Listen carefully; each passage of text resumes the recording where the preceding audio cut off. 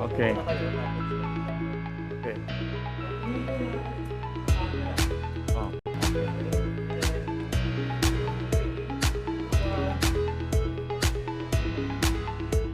okay.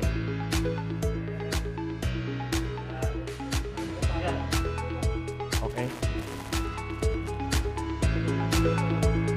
Okay.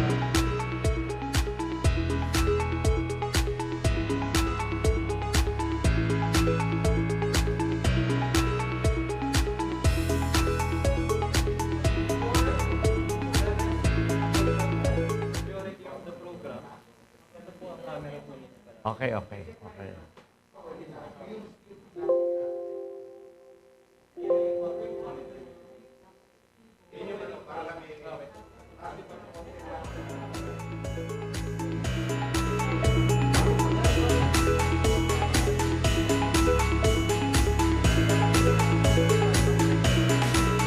Okay. Mahirap yung...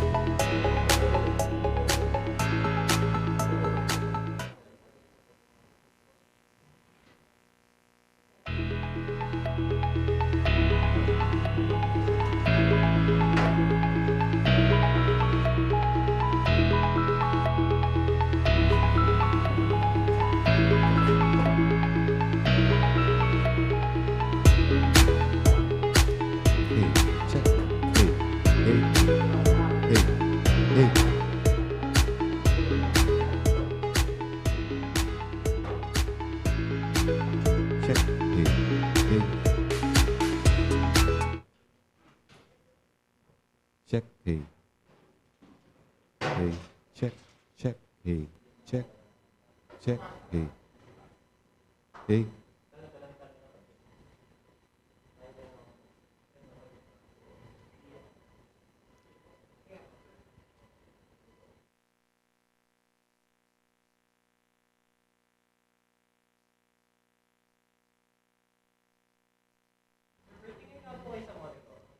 Okay.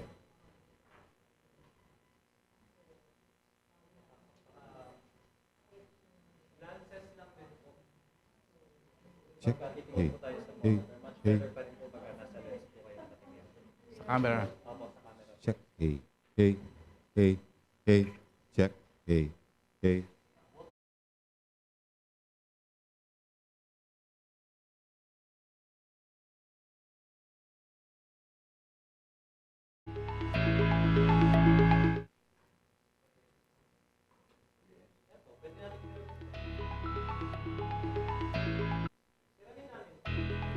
Check, hey, hey, hey.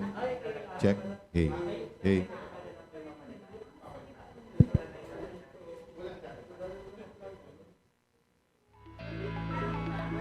Check, hey, hey, hey, hey. Check.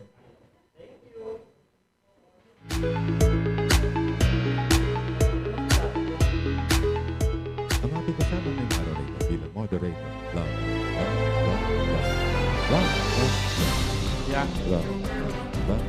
Ha? Check, hey, check, Hi, hey, hello. hey, Kita lang po tayo sa check, hey, Sige, sige. check, hey, hey, hey.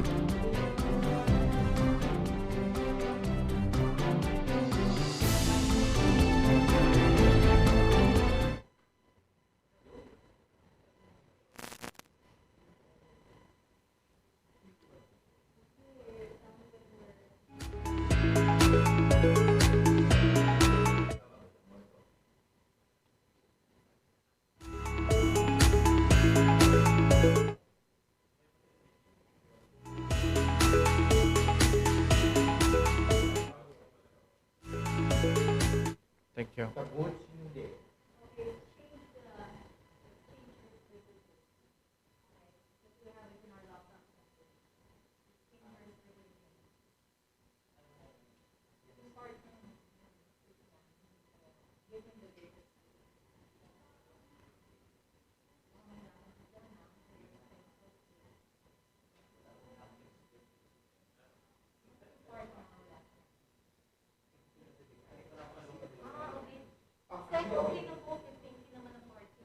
Okay, okay, okay, okay.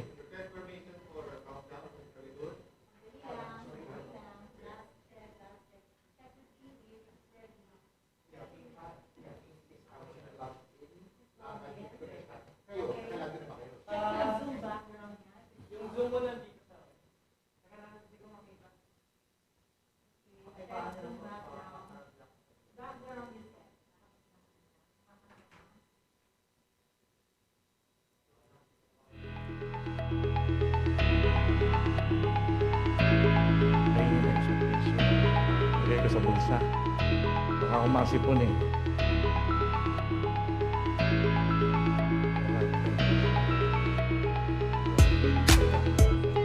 Hindi lang. Ito lang. Okay.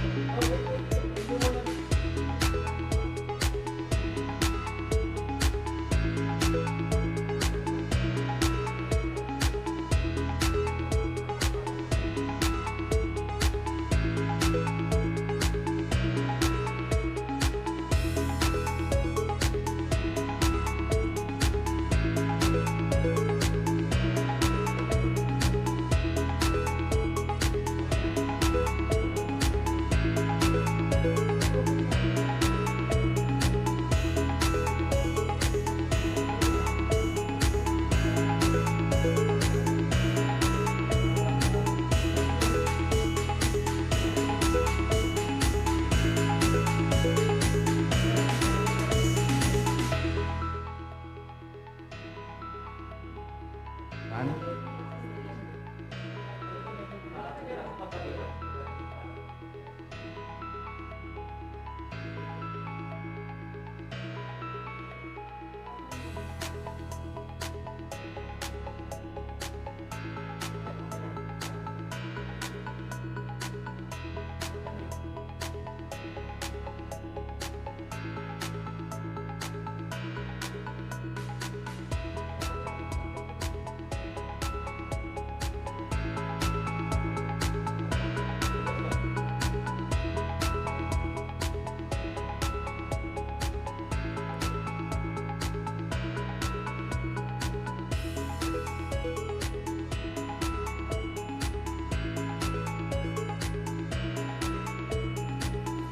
Miss Pinky, you're connected via your hotspot ba?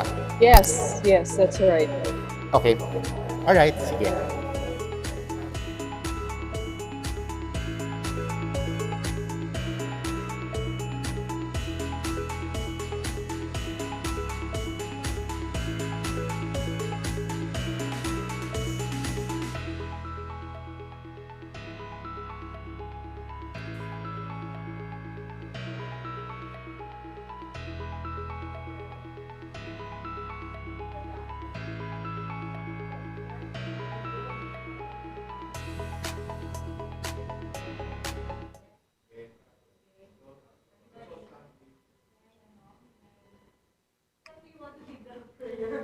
Huh? No, not me. You guys.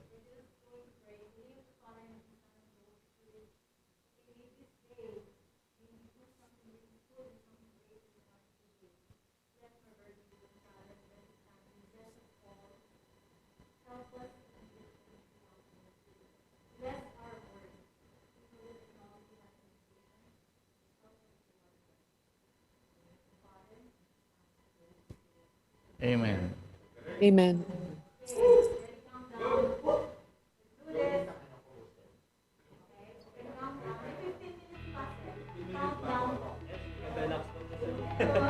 I can go to the toilet.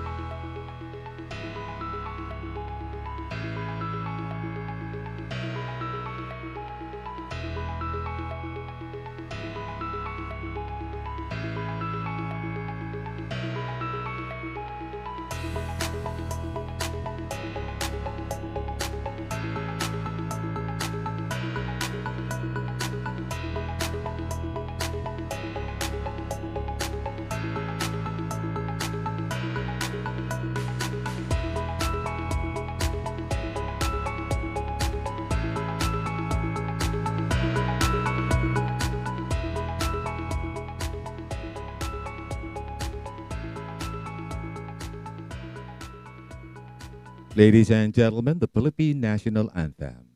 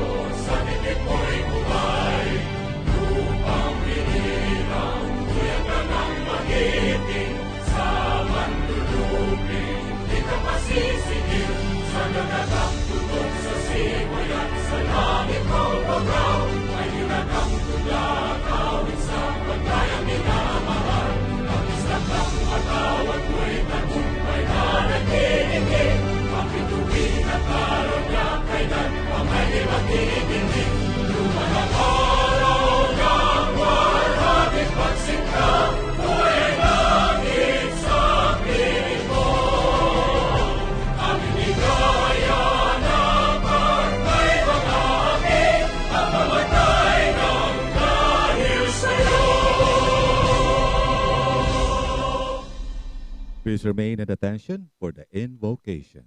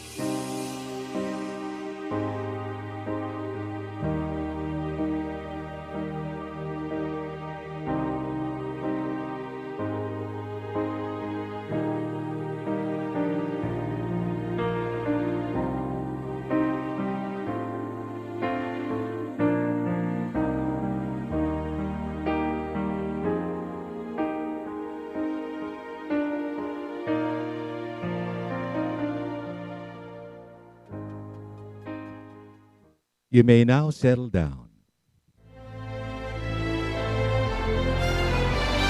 Ito na ang oras para tayo ay magsama-sama at makialam sa magiging kinabukasan ng ating bansa. Finally, the game changer is here. Welcome, one and all.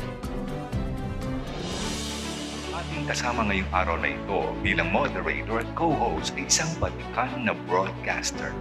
With 30 years of experience in radio and television broadcasting, recording in progress, including FM radio programming and production as well as news and public affairs.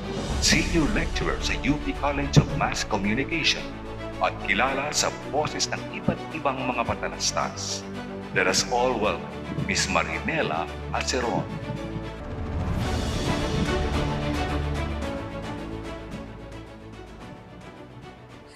Good afternoon, everyone, especially our esteemed friends from the press and media. My name is Marinela Aceron, and I am your host for today. And this afternoon may just prove to be game-changing and life-changing as well for us. But first, may I introduce to you the man, the reason bakit nandito tayong lahat ngayon. Siya na ang co-host natin at siya pa rin ang ating interviewee. Ang batikan na chairman ng Philippine Democratic Socialist Party at naging Secretary of National Defense from November 2009 up to June 2010, National Security Advisor and Director General of the National Security Council from February 2005 to June 2010, Presidential Advisor for Special Concerns from February 2001 to January 2004, Political Advisor, Officer in charge of the Office of Political Coalition Affairs, Presidential Chief of Staff, at siya ay may 20 years of experience in conflict management and peace negotiations. Siya rin ay naging peace panel member in MNLF talks which produced a final peace agreement with the Republic of the Philippines in 1996. Naging principal senior official din siya in back channel talks with the MILF and NDF. Kaya naman tatlong presidente ang umasa sa galing niya sa national security. Siya ay nag-file noong October 6, 2021 ng kanyang Certificate of Candidacy sa pagka-presidente. Everyone, please meet Norberto B. Gonzales.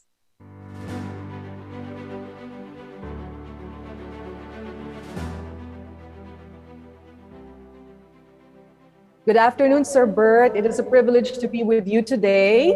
Good And as a afternoon. broadcasting professional, yes, sir, as a broadcasting professional, I believe it is incumbent upon us na maipahatid sa lahat na naririto ngayon na may isang Norberto B. Gonzales na tatakbo bilang presidente.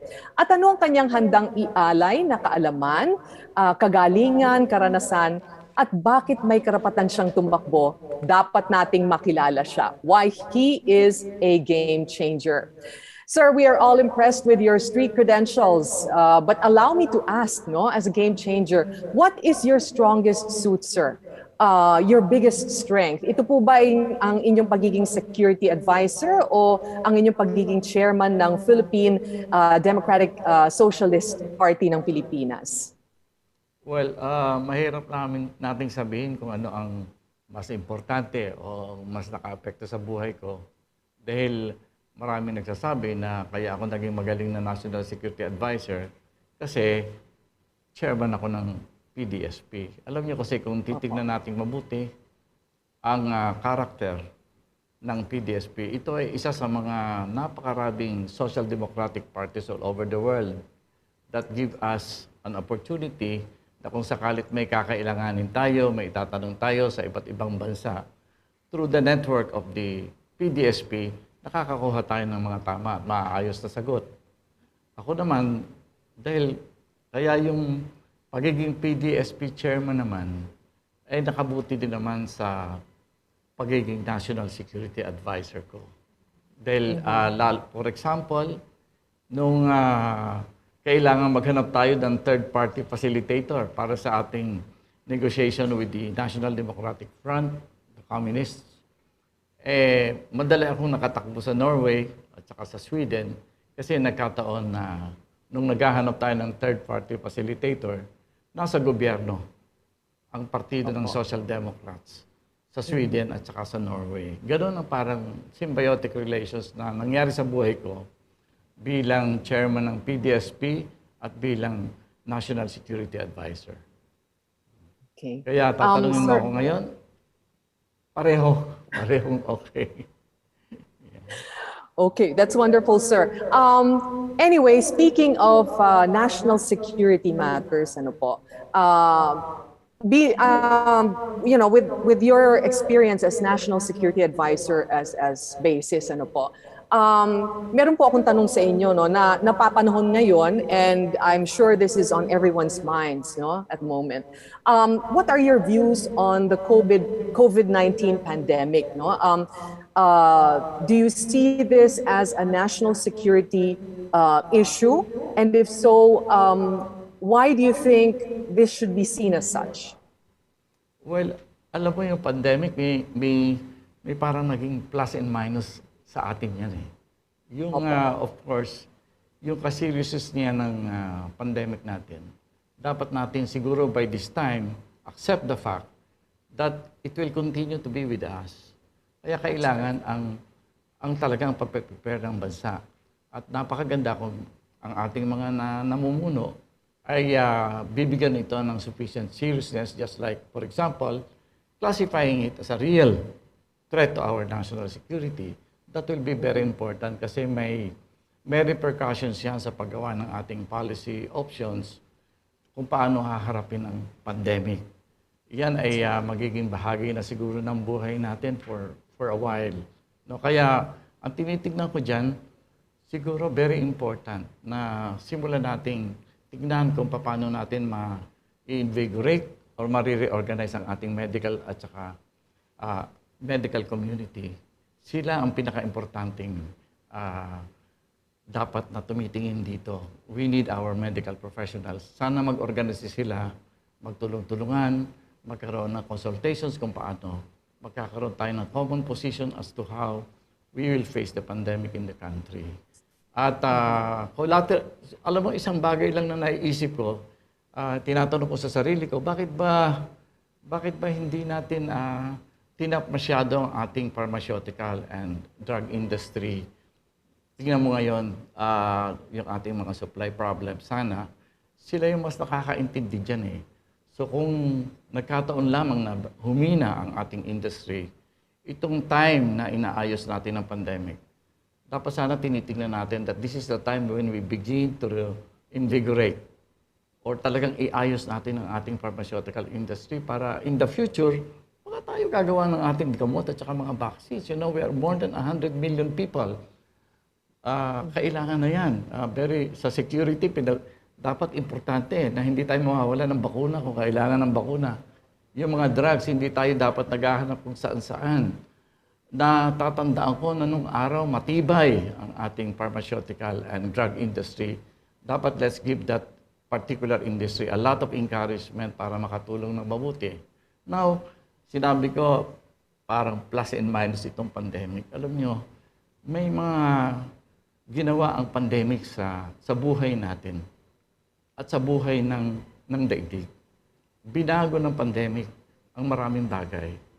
At kumbaga, kung titignan natin, for example, matagal na natin pinagtatalunan at pinag-uusapan yung role ng fossil fuel sa buhay ng mundo. Di ba sinasabi natin dapat ang fossil fuel, bawas-bawasan na natin ang paggamit. Medyo kasi enjoy tayo dyan sa fossil fuel na yan. Parang dinidribble natin lagi ang pagtingin sa problema na yan. Pero tingnan nyo, have you noticed? The first year ng pandemic, hindi ba gumanda ang langit? Blue na blue. Tingnan nyo ang dagat. Ang hangin, pag sumisiboy, naaamon nyo ba? Ang ganda. At napansin ko, kahit nasa kalagitnaan ng EDSA, berdeng-berde ang dahon ng mga halaman. Nagbago talaga ang daigdig. What does this say? It simply means that ipinakikita sa atin ng kalikasan, nature is showing to us that it can renew itself. Ang nangyari, natatandaan nyo, halos walang gumagamit ng gasolina, walang gumagamit ng crude oil, gumanda ang kalikasan. What is this telling us, or the world? Sinasabi, dahil sa pandemic, itong mga seryosong question tungkol sa environment, palagay ko panahon na upang tingnan nating mabuti. Yan ang nakikita kong isa sa mga magagandang naging resulta ng pandemic.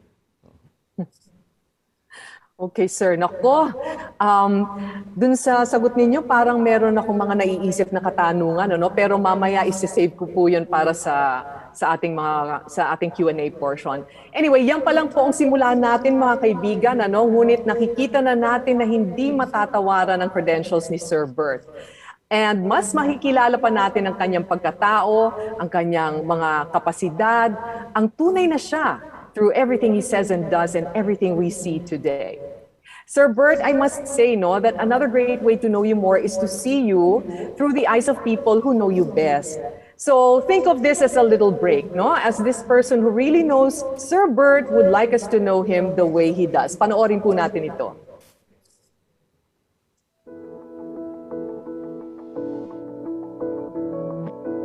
Noong una, hindi ko pa siya kilala. Ako ay na-recruit sa isang kilosang estudyante sa PSB Quezon City bilang volunteer ng Democratic Students Union.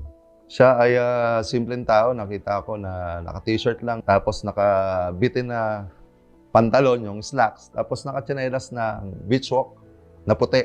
So nakikita ko, simple lang naglalakad. Pinapalabas naman niya kami, Pinag-aaral kami, pina-attend ng mga seminars sa Europe, dito sa Asia, tungkol dun sa social democracy. So marami kami natutunan. So yung baon namin, sagot ni Sec Bert. 30 years na kami magkakilala . So halos yung buhay ko, yung kalahati ng buhay ko, 51 years old na ako. Kilalang kilala ko, si Secretary Bert Gonzales. Namatayan ako na magulang, 1998. Namatay yung aking ina. Ay doon ko nakita, down na down kami noon. Wala kaming pera, yung partido, walang pera si Sec. Pumunta siya sa bahay, So makikita mo yung kapatiran. Naiyak ako. Marami siyang naibahagi sa amin tungkol sa social democracy. Paano namumuno, paano nangangampanya. Kung marumi kang nangampanya, marumi ka rin mag-go-govern. Para ko na siya naging tatay . Halos naging pangalawang ama ko si Secretary Bert Gonzales. So pag may problema ako sa pamilya, mga anak misis ko, tatawagan ka niya, mga anak pala misis mo, baka may Siya mismo nag-o-offer, no? Ano pwede ko itulong? Ganyan ko kilala si Secretary Bart Gonzales. At yung project namin during pandemic doon sa Bataan, yung pagtatayo ng Sagrada Familia, during pandemic, nakapagbigay kami ng hanap buhay doon sa mga taga-roon. Ang mga bata, naging masaya. So, nung Pasko, natatandaan ko, nakapila lahat, nagmamano. Ang dami nagmamanong bata, pati matatanda nagmamano. Masayang-masaya yung barangay Tala nun sa Orane. Yung mga politiko, hindi ba nakikita natin, madaling lapitan, mahirap hanapin. Ito si Secretary Gonzales, madali siyang lapitan, madaling hanapin. Yun ang pinagkaiba niya dun sa mga traditional politicians. So makikita mo yung sincero, yung generosity. Siguro yung turo ni Father Entengan, tapos yung sa Jesuit, pag-aaral niya sa Ateneo. So proud ako na naging pangalawang tatay ko siya.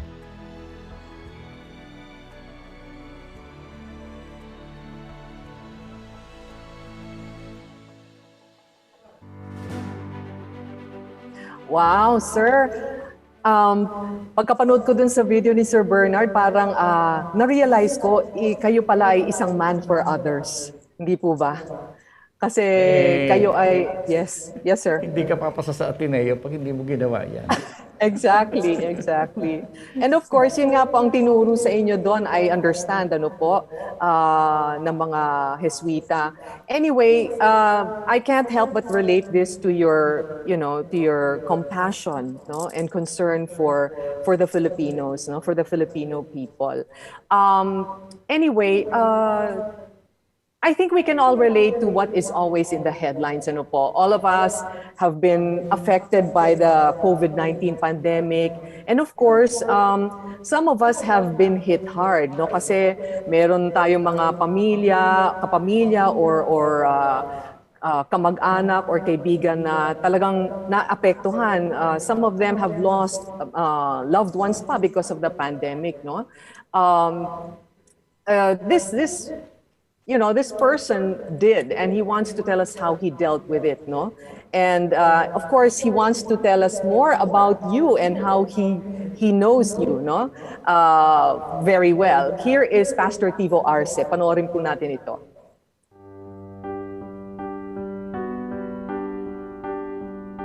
Ang una niyang nakilala yung aking best friend na si Pastor Art Corpus. That was more than 10 years ago dito sa Mega Mall over a cup of coffee.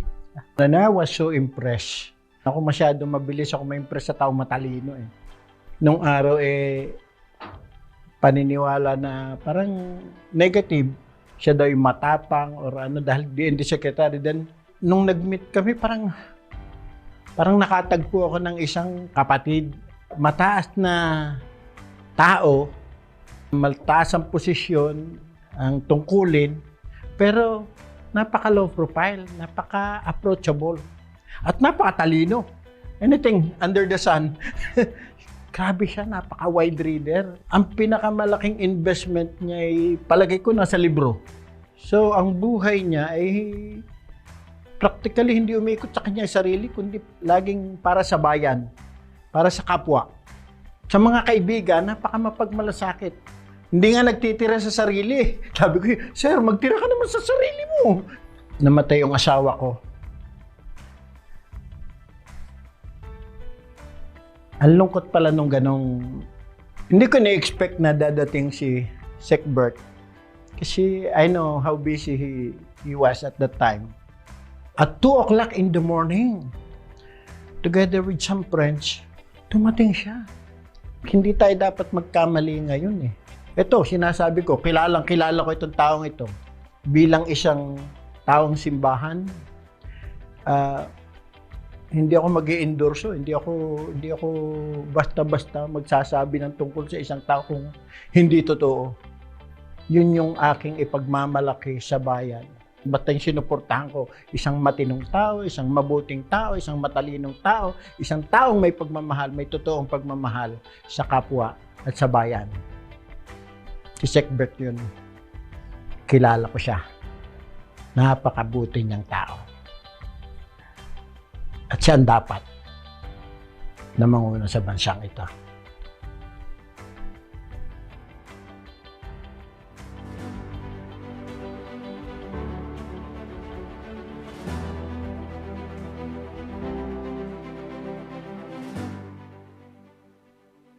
Wow.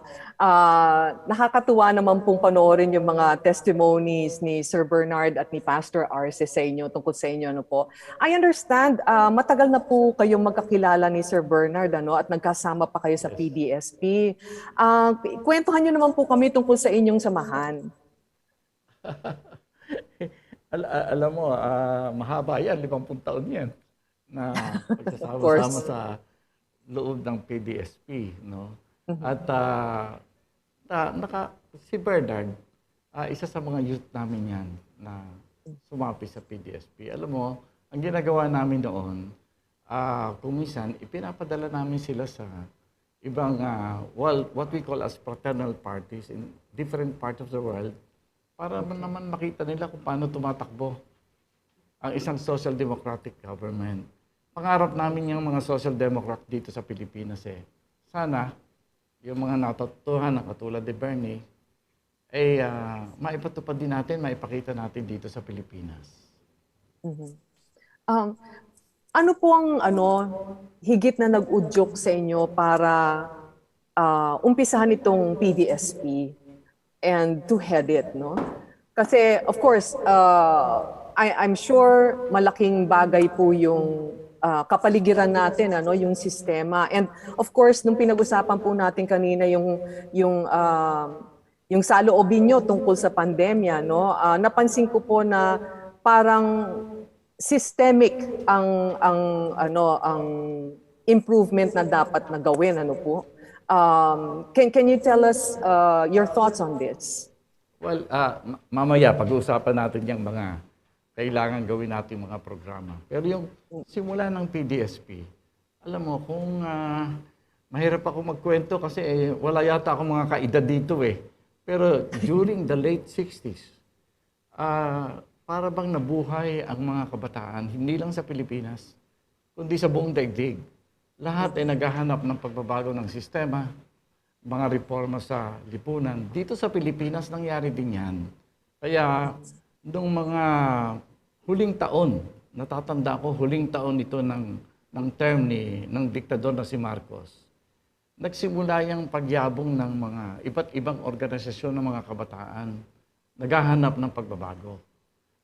Umusbong din noon ang mga komunista. At ang sinasabi nila, kailangan na isang himagsikan o violent struggle or revolution para baguhin ang lipunan. Kami namang medyo nadikit sa mga religious. Ayaw naman namin ng violence. Ang hinahanap namin, tunay na reforma. At nung panahon na iyon, ang reforma ay parang tungkol sa pagbabago ng ating saligang batas. Kaya marami sa amin doon ang na-advocate na sana baguhin ang ating charter noong mga panahong iyon. Diferensya, ewan ko kung ano nangyari alam niyo, mga diktador, ganun talaga eh. Hindi ko alam kung anong naisip ni Marcos. Bigla na nang inisip mo, siya ang pinakamatalino, siya nakakaunawa ng lipunan, siya makakagawa ng mabuti sa lipunan. Anong ginawa niya? Nag-declare ang martial law. And before we know it, the whole nation is under a dictatorship. Kaming mga kabataan, reforma sana gusto namin. Wala kaming nagawa. Kaya sabi nga ni Father Intengan, mga few months after martial law, sabi niya, kailangan natin ang mas disiplinadong mga organisasyon upang labanan ng diktadura. Kaya itinatag namin ang PDSP, Partido Demokratiko Sosyalista ng Pilipinas. Sa English, Philippine Democratic Socialist Party. That's right, sir. Anyway, I'm sure marami pong mga tanong tungkol sa PDSP darating mamaya sa Q&A. So, and of course, I understand we have a video on that. So, we look forward to watching it. No? But going back to the people who know you best, okay? The beginnings of that young Norberto, yun ang gusto naming iungkat naman ngayon, kumbaga, no? Who he was before he became the change he wants the world to be. So we'd also like to see a glimpse or take a glimpse of that, sir. Yung side ninyong yon. So, anyway, I understand your Dita is also here to talk about you. So, and I believe, yes, of course. So, pareho po kayo nasa video na to. Panoorin po natin ito.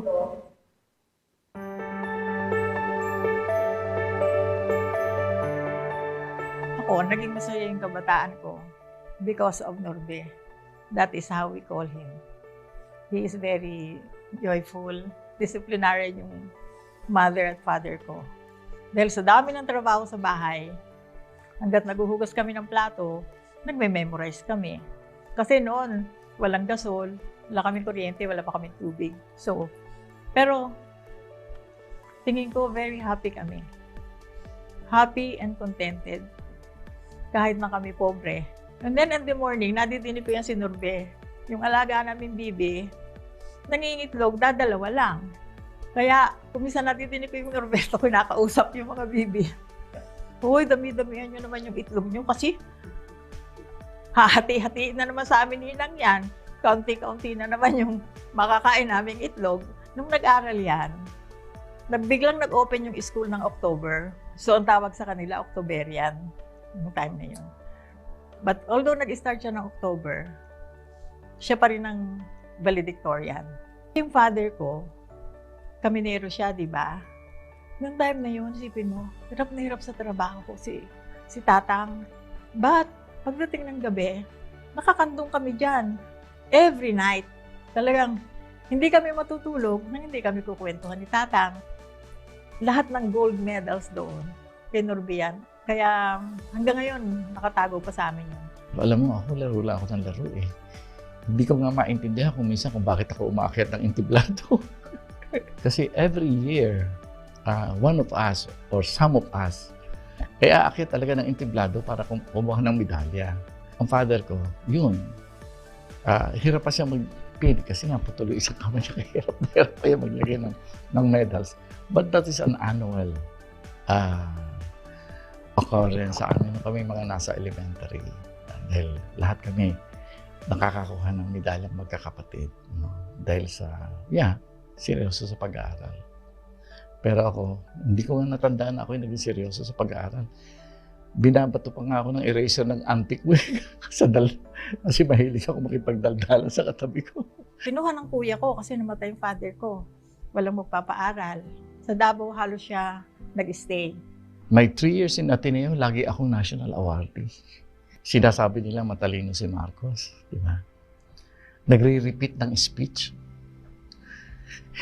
kasi awardee ako magkakasunod na taon eh. Siyempre, during the national award, the president will deliver a speech. Yung 2 taong makasunod na taon, pareho ang speech. Sinabi sa akin ni Father Dutterwich, yung dean ng Ateneo de Davao. Sabi niya, Bert, you move on. Sabi niya, saan mo gusto? Take your masters. Yan nga. Kaya ako napunta sa UP after that. In Davao, doon na sila nag-umpisa mo rin aktivista. Siya na ang pinuno, kumbaga, ng time na yon. Sino si Bert Gonzales? Hindi siya kilala, di ba? Kaya yung picture niya, pinasunog niya kahit bata pa siya. Sino sa inyo si Bert Gonzales? Lahat tumayo. Ako po. Nagtayuan lahat sila. Ako po. Pinatungan na siya ng ilang milyon sa ulo. Nung kinuwento niya sa akin kung nasaan sila nung time na yun, sabi niya, dito nakatira kami sa parang sapa. Bawal nga sa kanila yung ilaw. Kailangan madilim kasi baka matanaw sila. And sabi niya, alam mo ba, pakiramdam daw niya sa buhay niya noon, para na silang patay na buhay. Kasi kinakain daw nila mga kulisap. Kasi di ba napaka-powerful ni Marcos, sabi niya. Ang tingin ko, kaya ginawa ng Diyos yan sa akin, parang subukan ng katatagan ko. Kinuha ako para organizer ng Federation of Free Workers. Nung panahon na yun, nung pumasok ko, kabubukas pa lang ng Mariveles, parang industrial zone. Alam mo, ang nangyari sa Mariveles, yung free trade zone dyan, ang mga empleyado yung galing sa buong Pilipinas. And Mariveles was not ready for those workers. Literally, pag pumunta ka nun sa Mariveles, town, pati kulungan ng baboy, may nagre-renta para tulugan. 40,000 people. You know, Mariveles is a very sleepy town and then suddenly 40,000 workers from all over the country went there. No facilities for housing. May ginawa yung zone na para tira ng mga manggagawa. Parang for show. Kasi ang daming mga manggagawa na tumitira sa bayan. ay walang facilities, walang tirahan, hirap yan. I went there. Given that kind of societal reality, ang daling mag-organisa ng workers. I think I formed 17 unions in a span of 3 months. Hindi biro yan.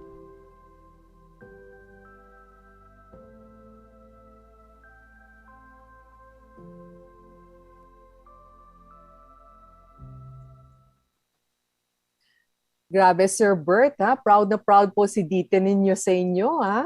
At saka napansin ko po dun sa video na bata pa po kayo, achiever na po pala kayo. So, natural lang na hanggang sa pagtanda ninyo ay dala-dala niyo itong pagiging achiever ninyo, ano po. And of course, ang kagandahan po nito ay hindi dyan nagtatapos ang mga achievements and success stories ninyo, Sir Bert, no? The man whose DNA is that of being a national security expert. Sir Bert, matagal yun na po palang nakatrabaho si dating Secretary Milo Ibrado Jr. Tama po ba? Aktivista pa, magkakilala na kami niyan. Kaya nga nung ako'y napwesto, isa siya sa inanyayahan ko na sumama din sa gobyerno.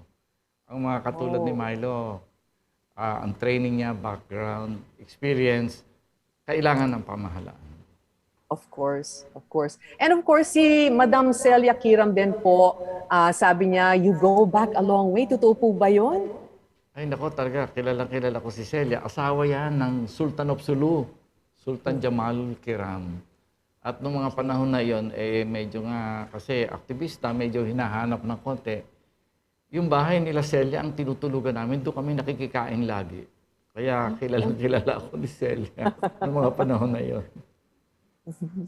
Okay, so here are the two more people po who know you and who felt compelled to share how they know you. So they're here with us today. Panoorin po natin ito.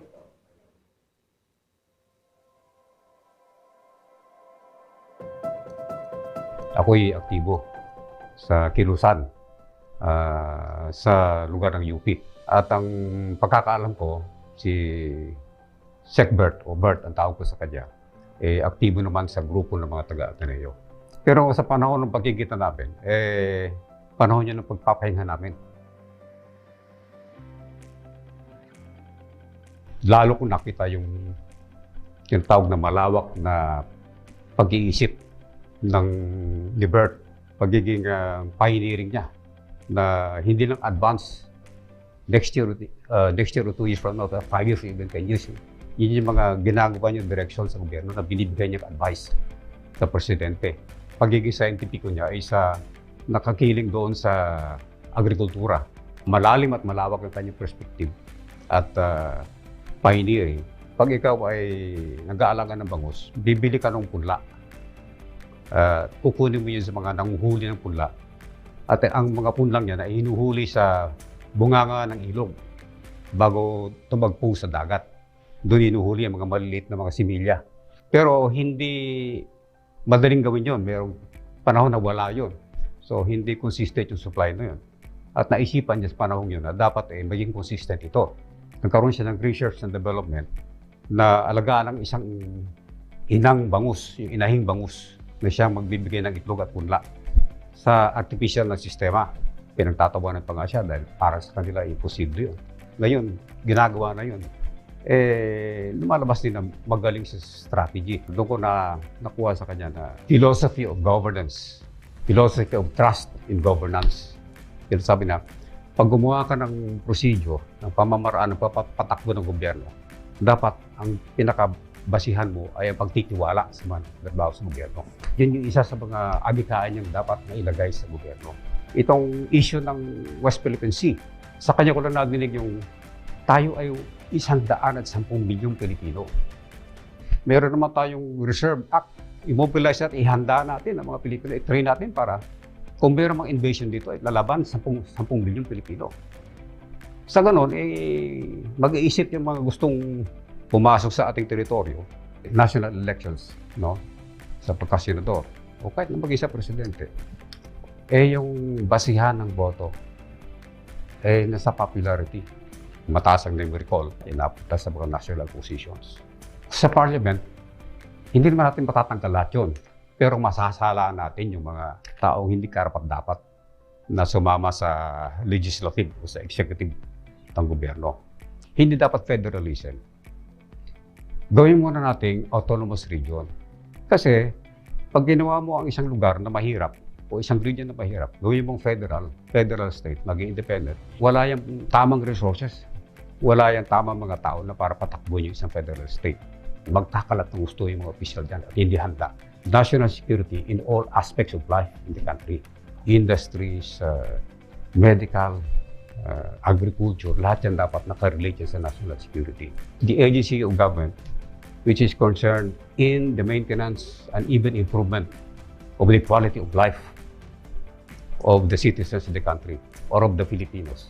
Ibig sabihin, lahat ng aspeto ng buhay sa bansa in national security. Isang word na masasabi ko dyan, visionary siya. And we need a person who is a visionary in this country.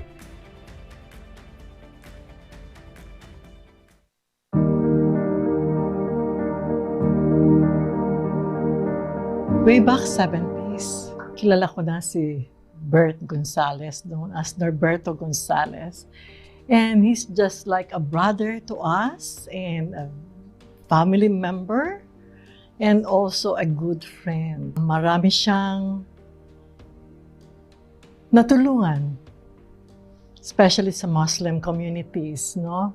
Naging very close siya sa aking late husband na si Sultan Jamalud Kiram III as a friend and as a brother. So until his last breath, I can remember na Bert was there for him. Talagang malalim ang pinagsamahan namin. Through thick and thin, no? Nandyan yung sinisave namin yung aming mga buhay. Andyan yung tumatakbo kami from one place to another, especially sila, no? Binuwis niya ang buhay. Pumupunta dun sa Sulu. Ayaw na karamihan, lalo na yung mga tao dito sa Luzon. Takot na takot pumunta sa Sulu and Tawi-Tawi and Basila. They live there. Inalam niya lahat ng kultura. Inalam niya lahat ang kaugalian. Inalam niya yung weaknesses, at saka yung mga strong points na itong mga pinaglalaban nung umupo na siya as National Security Advisor. Lahat kaibigan niya. I think may mga instances pa na hinold niya o ni-stop niya yung mga sama ng loob ng ating mga kapatid na mga Muslims sa Mindanao na parang hindi na to go against the government. With his dedication, his uplift to be called a man of peace. So pinag-aralan niya lahat yun, no? Yung kultura, yung mga ugali ng mga tao, nakikita kong ginagawa niya na mabatapalan yung mga kakulangan ng gobyerno dito sa problemang ito. Kung ito ay malutas, magkaroon ng solusyon, ang conflict sa Mindanao, the rest will follow. And progress will come in. Our children will grow at peace. And that I have seen with Norberto Gonzales.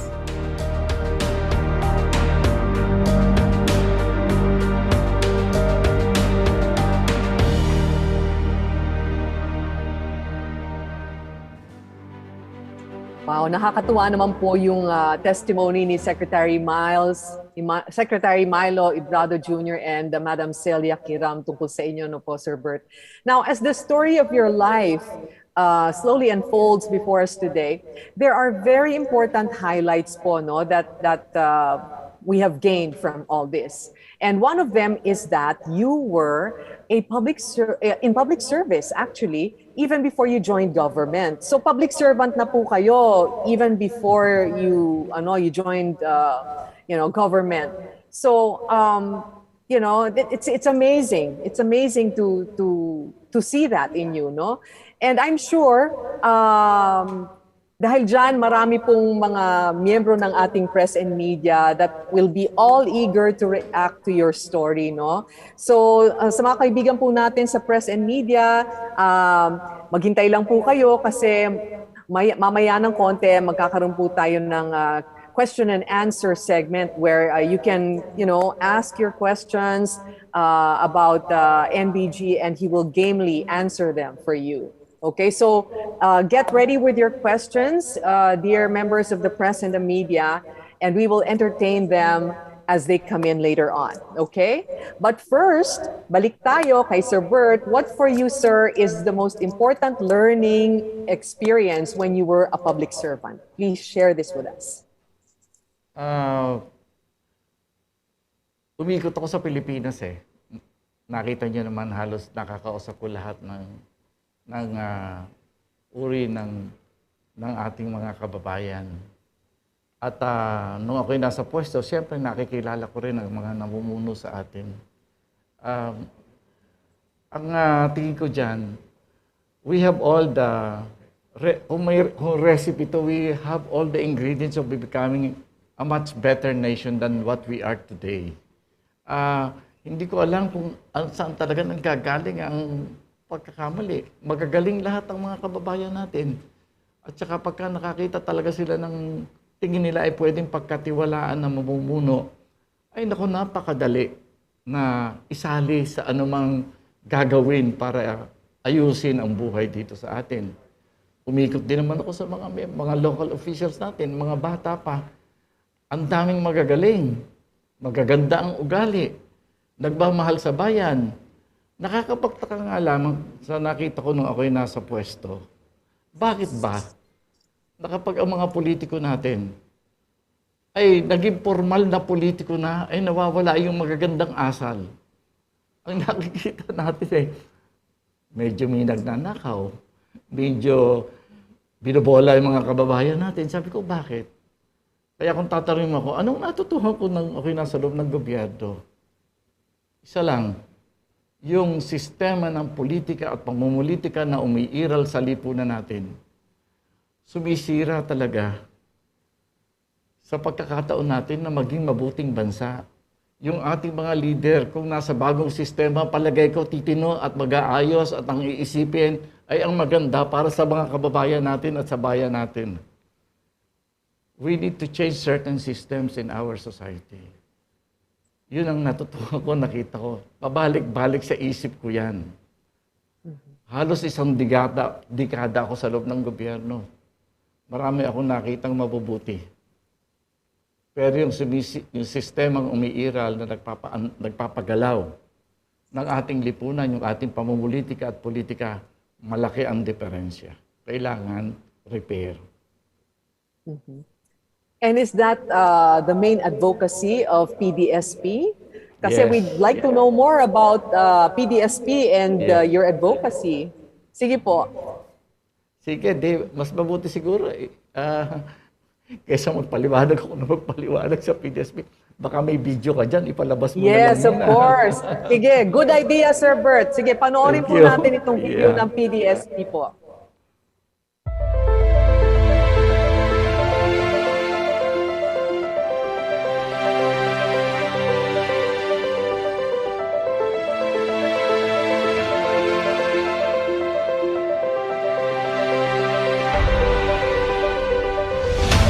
Napakaganda ng nangyayari sa daigdig noon. Namulat ang mga kabataan. Nagsisimula silang maghanap ng reforma at pagbabago. At dito sa atin sa Pilipinas, nakakita tayo ng direksyon kung paano gagawin yan sa mapayapang pamamaraan. The whole spectrum ng ideological divide ay represented noon. Sigaw ng mga komunista, siyempre armed struggle. The use of violence in initiating societal change. Ito naman ay nakakuha ng pansin ng mga Jesuita. At ang ginawa nila, sabi nila, hindi dapat na mamayani ang kaisipang komunismo sa mga kabataang Pilipino. Ang main focus ng mga kabataan kung paano babaguhin ang sistema ay sa pamamagitan ng pagbabago ng konstitusyon. Kaya nga, daming rally noon, daming protesta. Nagkataon naman na ito ay parang huling taon na ito ni Presidente Marcos noon eh. Ginamit ni Marcos ang pag-usbong ng komunismo bilang kanyang excuse para mag-declare siya ng martial law at pag-establish ng dictatorship. Pinigil niya ang napakagandang pag-usbong ng reforma sa Pilipinas. Sinabi niya na siya lang nakakaintindi at nakakaalam kung paano ayusin ang lipunan at katakot-takot na propaganda ng lumabas. Bagong lipunan. Ngayon, mauunawaan natin ang ginawa ni Marcos. It's a big lie. Masaklap na sa eleksyon natin ngayon. Isa sa major issue na nakikita natin. Binubuhay kung ano ang mali, kung ano ang hindi tamang nangyari sa lipunan natin. Binubuhay at pinapaganda pa. At maaari nagkulang ating mga paaralan, nagkulang ating mga manunulat sa pagpapakita kung ano talaga ang nangyari sa kasaysayan. Social Democrat tayo. Hindi tayo pwede maging komunista. Hindi rin tayo pwede maging kapitalista kasi ang kapitalismo ang salagang sumisira at nang-aapi sa marami nating kababayan. Capitalism with a conscience, social democracy. Kaya nagtayo kami ni Father Intenga ng kilusan ng mga demokratiko sosyalista ng Pilipinas, PDSP. Pero nung mag-declare ng martial law at naging underground na ang existence ng mga social democrats, sabi ni Father Intenga, siguro kailangan na natin ang disiplina ng isang partido. Kaya noong May 1, 1973, less than a year after martial law was declared, we decided to launch PDSP, Philippine Democratic Socialist Party sa Ingles, Partido Demokratiko Sosyalista ng Pilipinas sa Tagalog. Pero parehong initial, PDSP. Panahon ng martial law, nakita namin ang iba't ibang uri ng pananakit, ng panlilinglang, ng mga namatay sa aming mga lugar dahil sa pakikipaglaban. Ang lugar po namin sa Tondo ay yan yung tinatawag at pinagmulan ng salitang terminong slum area. Nagbuo kami ng tinatawag naming kabataang may diwa ng pananampalataya. Nakita namin ang kaibahan ng ideolohiya sa ibang partido. Dito natuto kaming sabihin yung conviction, yung commitment na ilaban ito.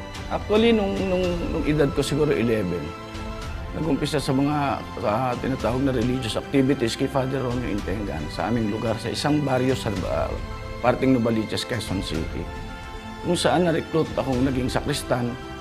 Later on, hindi ko alam papunta pala sa pagbubuo ng isang partido.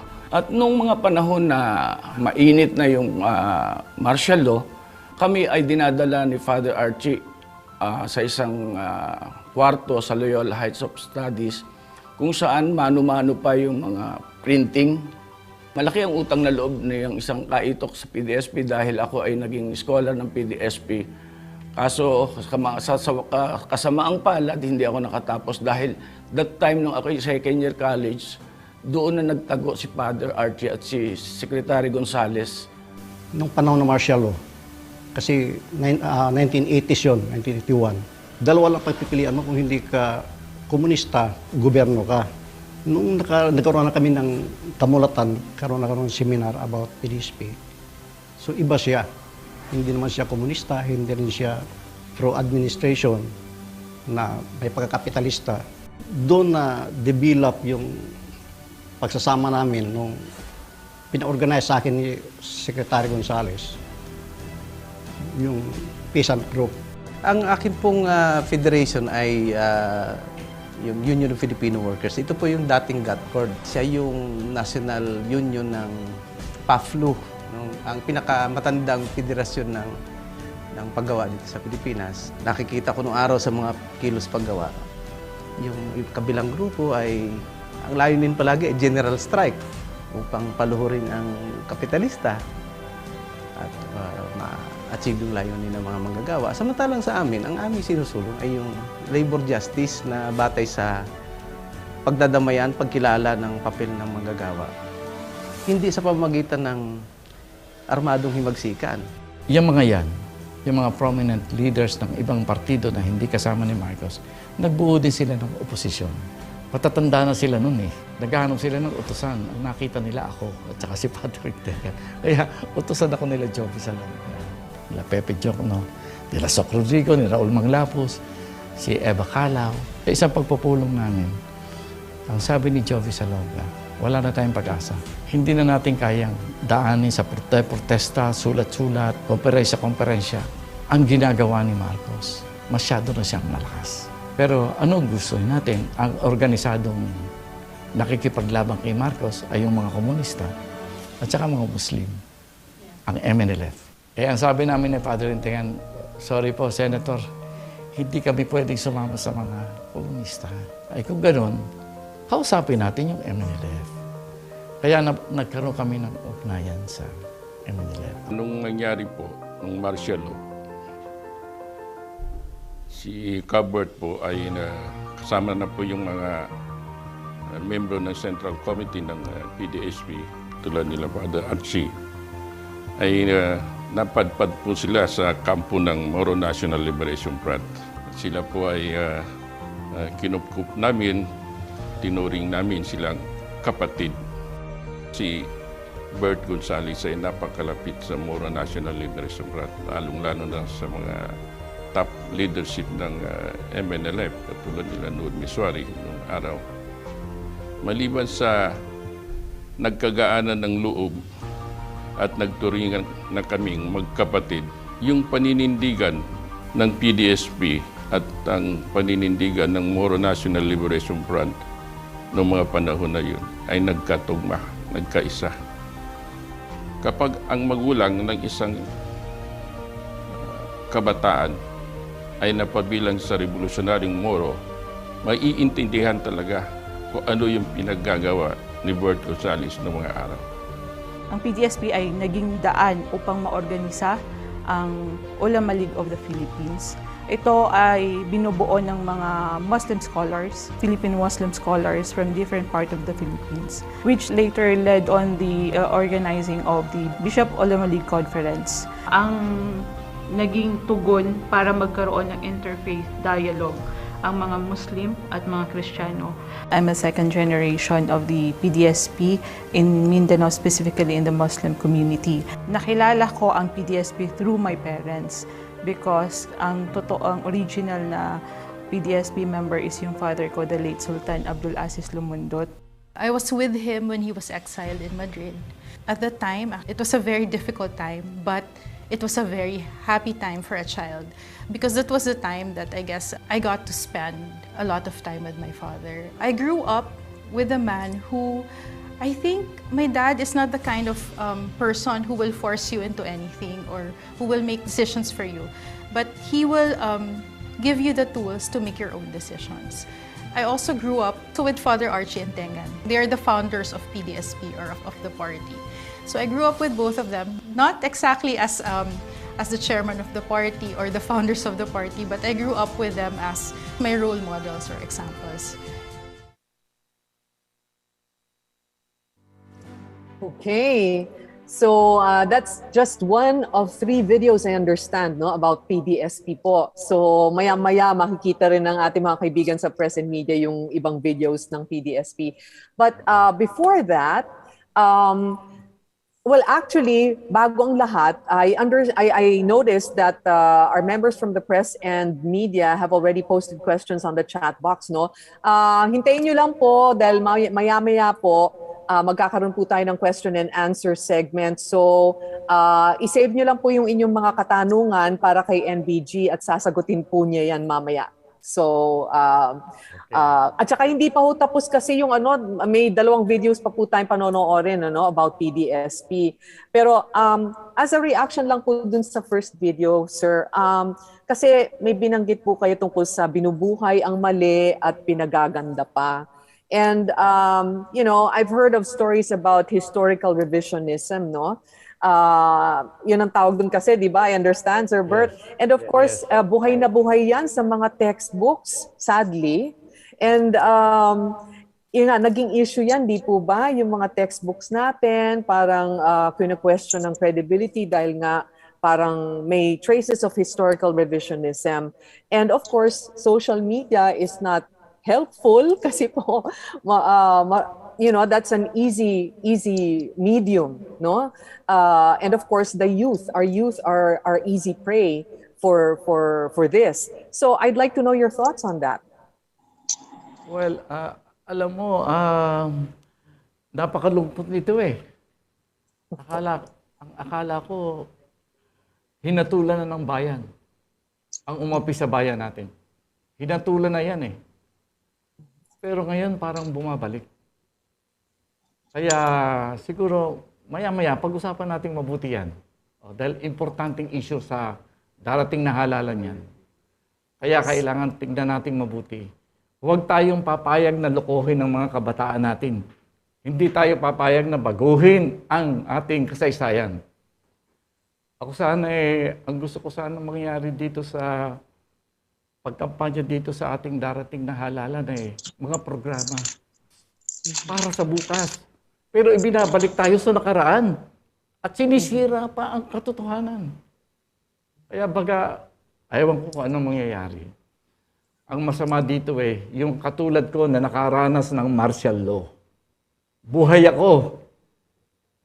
Malinaw ang isip ko. Nakita ko ang pangyayari at pang-aapi na ginawa ng dynasty ni Marcos. Hindi natin papayagan na lokohin tayo ulit. Kaya hahanapin ko yung mga kaedad ko. May hina na yung tuhod namin pero palagay ko pwede pa kami magsalita. Iisa-isahin namin kung ano ang naranasan namin. Ibabalik ang tunay na nangyari sa Pilipinas. Hindi natin papayagan na baguhin yan. Buhay ang puhunan dyan.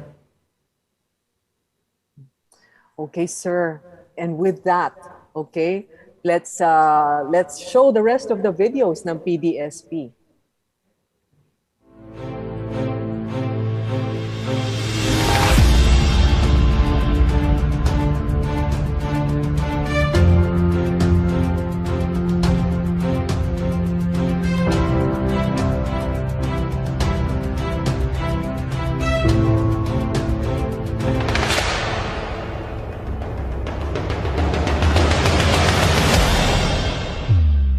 Kung makikita natin yung EDSA during that time, kung meron pang mga makikita kayong pictures, talagang napakarami ng winawagayway na flag ng PDSP. At aktuang ang mga membro na maghikayat na makapagtawag ng mga lalahok sa pagkilos sa revolusyon na panahon na yun. I remember vividly that so many Filipinos gathered in our small home in Madrid, watching in that small television set.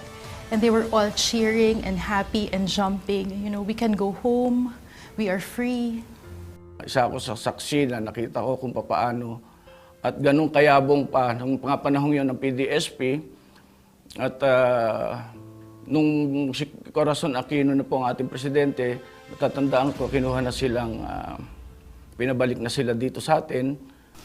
Ang nangyari nung pagpasok ni Cory, isip aktivista pa rin ang kabataan. We were activists. We were rebels.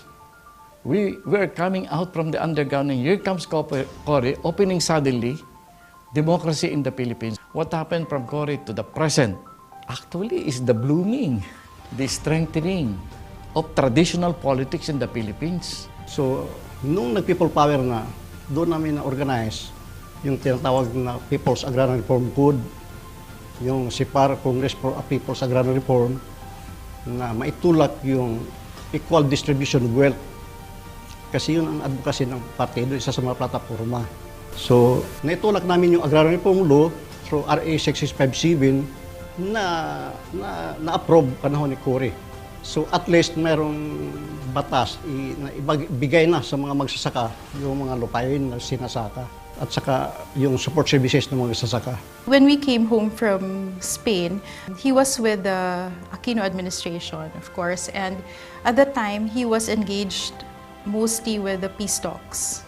Si Bert Gonzales, wala nung panahon ni Cory, siya yung naging daan ng pag-usap ng Moro National Liberation Front pati ang gobyerno ni Cory Aquino. Panahon ni Gloria, siya ang naging daan ng mga Moro upang mabigyan ng proteksyon yung mga Morong nalalagay sa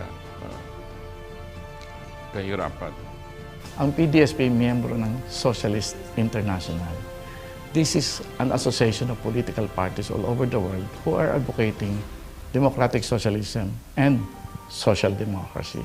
Ang approach po kasi ng partido, participatory, consultative, kumbaga parang doktor at pasyente na ang doktor, kailangan tanungin mo yung pasyente mo para malaman niya kung ano nararamdaman niya para makita na sama-sama pagtugon doon sa problema.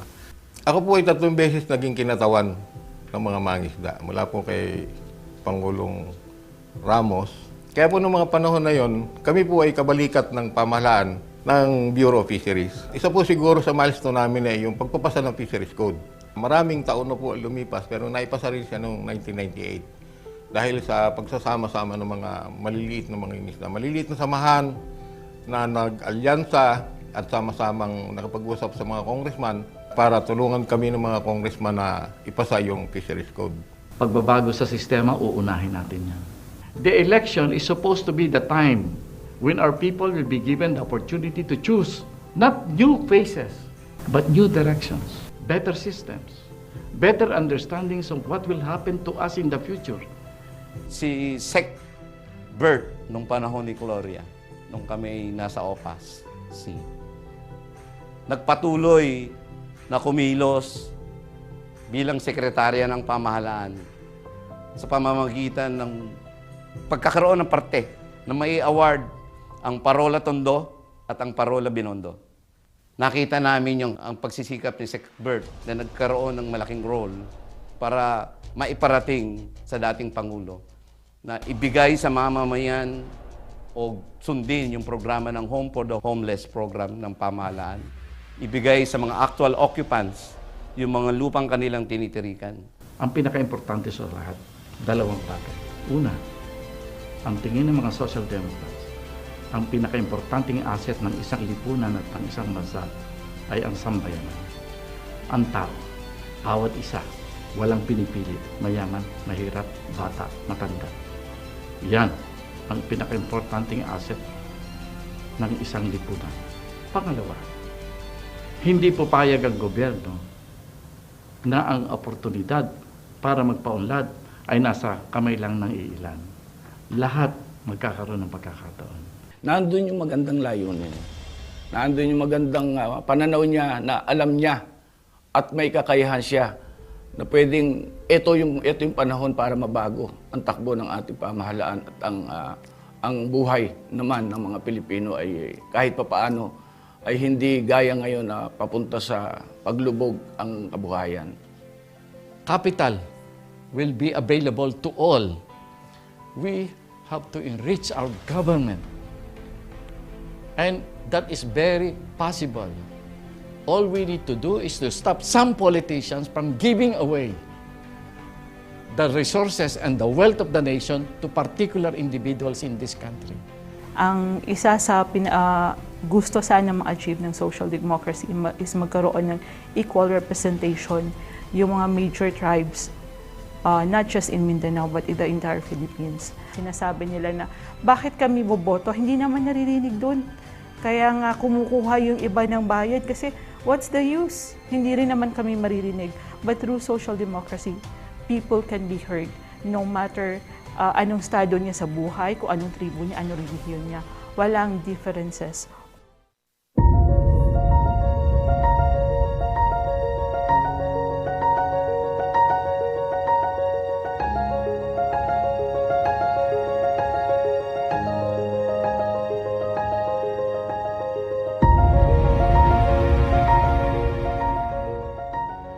The party has taught me how to love my country again. The party has taught me the importance of falling in love with your country again and again, regardless of what's happening. Being authentically humanist, that you look after people and you look at them equally without favoring your friends, favoring, the bureaucracy, just doing the right thing. Yun ang vision natin eh. Naging first world country, isang country na hindi na pipitsugin, na pwede na libre yung hospital, libre na yung edukasyon. Yun na naman ang hinahanap ng mga ng karamihan sa atin. Iba kasi ang sa atin ngayon. Ang edukasyon natin sa totoo lang, dalawa eh. May edukasyon for the rich, may edukasyon for the poor. May standard for the rich, may standard for the poor. I believe in the ideology. I so wanted to be part of the group of people organizing for us to have a better Philippines. We want to have a first world Philippines. We want to experience first world Philippines, not in the next 10 years, but within our lifetime. So you don't get to die poor. You don't get to die worrying about your family not having a better tomorrow. I asked them, how can I help? How can I be part of this dream? If I'm a young person, I will be very particular with this because it's my future. It's not mine. I'm 75. I might die in 5 years. So what will be my future? Nothing more. But those who are 18, 20, 25, 30, 36, 40, 45, 50, maybe even 55, they're the ones who should worry about what future is there in store for them. The youth is looking for sincerity. They're looking for answers, they're looking for direction, but they're also looking for sincerity. The party is giving them a choice. The party is imparting its ideology, its core beliefs. And what the youth needs to do is to pray and listen. And of course, act. Naramdaman ko yun eh. Pwede ang kabataan ay manguna sa pagbabago. Kung gusto nilang pagbabago, ibinubuluntir ko yung PDSP. Dreaming is the first step. And the second step would always be participate. Go through the struggle. You have to go through the sacrifices to earn, to achieve that beautiful nation, that excellent country that you want to achieve. I would say, let's not dip our fingers in the issues of the past. Let's reshift our focus in changing what we can while we still can.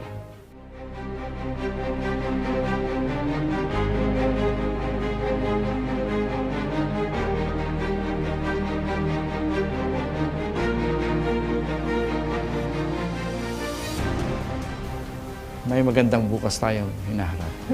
Alam ko naman na kapag ang puso ang pinag-usapan, mayaman tayo dyan. Lalo na sa ating mga kabataan. Dangal, sana ipaglaban natin. Ipaglaban natin ang ating dangal. Giting, pinamalas yan ng ating mga bayani noon. Ngayon, sinasabi ko na may pagkakataon tayong lahat na ipamalas ang kabayanihan.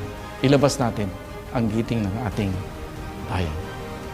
Ang PDSP ay hindi nagmamaliw sa pangarap niya, layunin niya na maitatag isang lipunang Pilipino na pantay ang paglingap sa bawat mamamayan. Isang lipunan na maunlad, mapayapa, pero higit sa lahat ay isang bayan na magdadala sa atin na malapit sa Diyos. Pagtapos ng lahat ng natutunan ko sa partido, may 3 bagay na palaging tatatak sa akin. Itong 3 to ay ang pagkakaroon ng puso, giting at dangal. Dahil sa giting, tapang, at konbiksyon ng bawat nakapaloob sa isang partido, lalo na ang Partido Demokratiko Sosyalista ng Pilipinas, hindi ako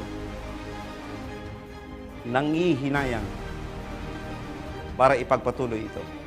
Kaya ako, 10 ng aking pamilya sa henerasyon na susunod sa aking lahi, kami ay isang miyembro ng Partido Demokratiko Sosyalista ng Pilipinas. Bigyan natin ng pagkataon na manalo naman ang gold. This election is a struggle between good and evil. At saka magaling na programa. Yung mga insights ni Secretary, pag mabasa mo, talagang bubuto ka eh. Kailangan ng puso, kailangan ng giting at kailangan ng dangal. At kaming mga taga-Bataan, sana makinig po kayo sa amin at kami po ay galing sa mga bayan ng mga bayani. Si Secretary Bert ay may puso at alam natin dahil ako mismo naramdaman ko kung paano ang pagkalinga na ginawa niya sa amin. Yung giting hindi matatawaran no? Kasi sobrang hirap, sobrang dinaanan niya eh. Hindi siya tumigil at ipinagpatuloy pa rin. Sabi nga ni Santiago, ang pananalig na walang gawa ipatay. So nakita ko sa kanya na buhay. No? Yung kanyang pananalig ay pinakita niya sa kanyang buhay sa pamamagitan ng relasyon ng kapwa. Ano pang hahanapin natin sa isang tao? Kung ang pagbabatayan natin sa kanyang pamumuno ay puso at dangal, kaalaman, wala nang hihigit pa kay Bert Gonzales para sa pagkapangulo ng bansa. Sa darating na eleksyon, huwag ninyo kalimutan yung kinabukasan ng bawat isa sa atin, lalo na sa mga kabataan, sa ating sunod na may henerasyon, sa pagpili ng makatao, makadiyos at makakalikasan ng kandidato. Si Norberto Gonzales, isa sa mga aspirant o kakandidato ng pagkapresidente sa linya ng PDSP, Partido Demokratiko Sosyalista ng Pilipinas. Ngayon darating na eleksyon, tayo po ay bumoto ng tama. Matagal na nating hinanap ang pinunong may puso at may giting para ibalik ang ating dangal. Ngayon, andito na siya, si Norberto Gonzales. Iniimbita po namin kayo na samahan kami sa paghubog ng ating kinabukasan. Inaanyayahan namin kayo na gamitin ang inyong puso, giting at dangal para sa ating bayan.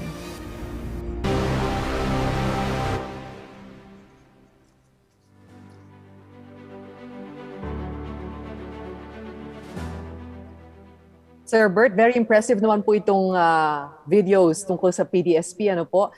Actually, I have a reaction towards yung advocacy ninyo for democratic socialism and social democracy. Ano? Bilang chairperson po or chairman ng PDSP, how does that advocacy, yung advocacy ninyo of democratic socialism and social democracy resonate with your candidacy? Di ba nasabi ko kanina na para bang ang pumipigil sa magandang pag-usod ng kaunlaran sa bayan natin ay yung politika natin at ang pamumulitika natin. Kaya sana, isa sa mga gusto ko sana mangyari, ma-introduce naman natin yung uri ng politika na may mga philosophical foundation, may mga batayan. Hindi yung basta kung ano na lang ang maisip, yun na lang ang gagawin. Kailangan medyo, kung magpaplano tayo, wag lang yung magaganda ang kulay ng mga sections ng programa. Kailangan talagang may foundation yan. Social democracy is an ideology. It took some time kasi ayaw sana ng, alam mo yung mga social democrats at democratic socialists, medyo nung araw, oppose yan sa kapitalismo eh. Pero yung isang pagpupulong namin, mga 1 o 2 dekada nang nakakaraan, ang social democracy in the world, nag-isip sila na baka hindi natin kayang labanan ang kapitalismo. Pero pwede natin yung bigyan ng kaunting reforma tulad ng paglalagay ng konsensya sa mga kapitalista. No, wag naman sana na lagi na lang ang kanilang profit ang iniisip. Hindi na iniintindi kung namamatay o nabubuhay o maganda ang kabuhayan o bukas ng kanilang mga empleyado. Kailangan i-moderate natin yan. Ako, kaya kami ni Father Integas, si Father Integas sabi niya democratic socialist siya, meaning that more of the means of production are in the hands of government. Ako, parang gusto ko na rin na, sige, hindi naman salbahe lahat ng mga kapitalista eh. Basta mabigyan lang natin sana ng kaunting pakiusap. Intindihin nyo naman yung kapwa nyo. Huwag yung puro kita na lang ang iniisip. Paano naman ang sambayanan? Social democrat yun. Yan ang nakita ko na when you think sa kampanya, alam mo, ako ay hindi nag-iisang nangangampanya. Kinakantsawan nga ako kasi sabi lang, wala kang president, wala kang vice president, wala kang senator, nag-iisa ka. Hindi ako nag-iisa eh. Kasi, ang kasama ko sa pagkampanya are all the social democrats in this country. And, ang nagkataon lang, karamihan sa mga membro ng PDSP ay galing sa mga mahihirap. Hindi sila masyadong pinapansin, hindi nakikita. Pero maipagyayabang ko sa inyo. Lahat ng sulok ng Pilipinas may miyembro ang PDSP. Kampanya ko, kampanya ng sambayanan. Well said, sir. Mapunta naman po tayo dun sa third video, no? Kasi I noticed that your daughter, Attorney Marie, was also part of that video. And may nabanggit po siya tungkol sa the youth needing sincerity, no? They don't just need direction, they're not just looking for direction, but they're also looking for sincerity. Okay, so how will the youth find sincerity with all the fake news proliferating in social media? Ano po kaya sa tingin ninyo ang maitutulong ng PDSP dito, or at least yung pagiging kandidato ninyo, no?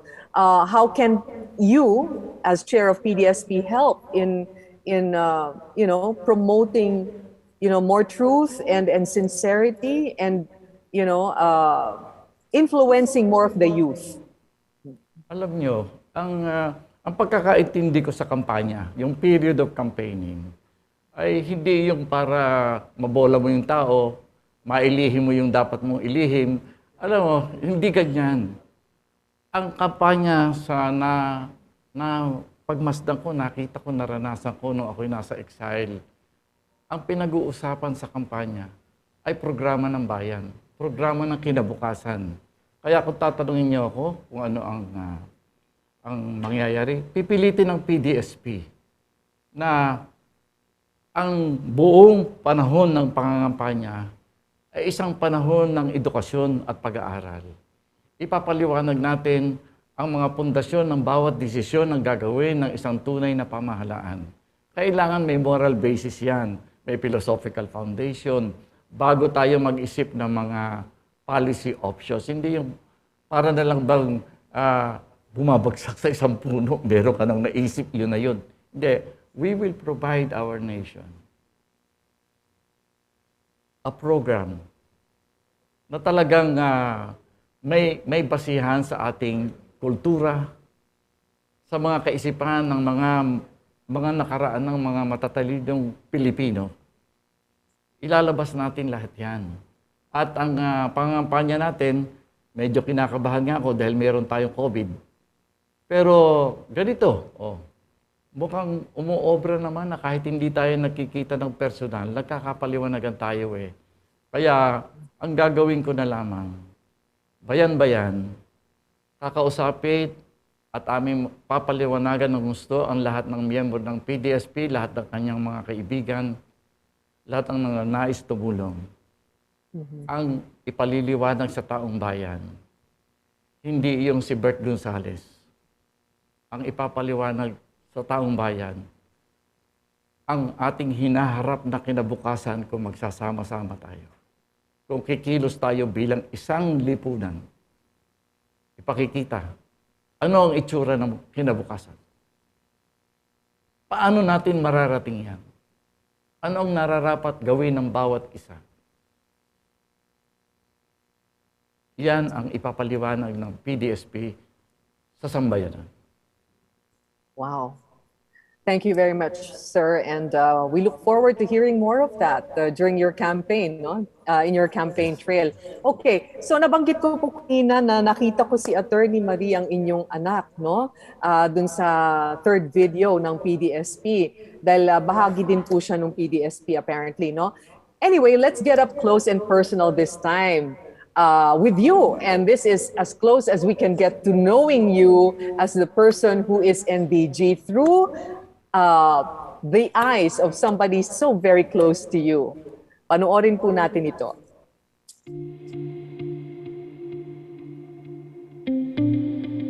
when I think of my dad, Norberto Gonzales, the farthest memory that I have of him is waking up.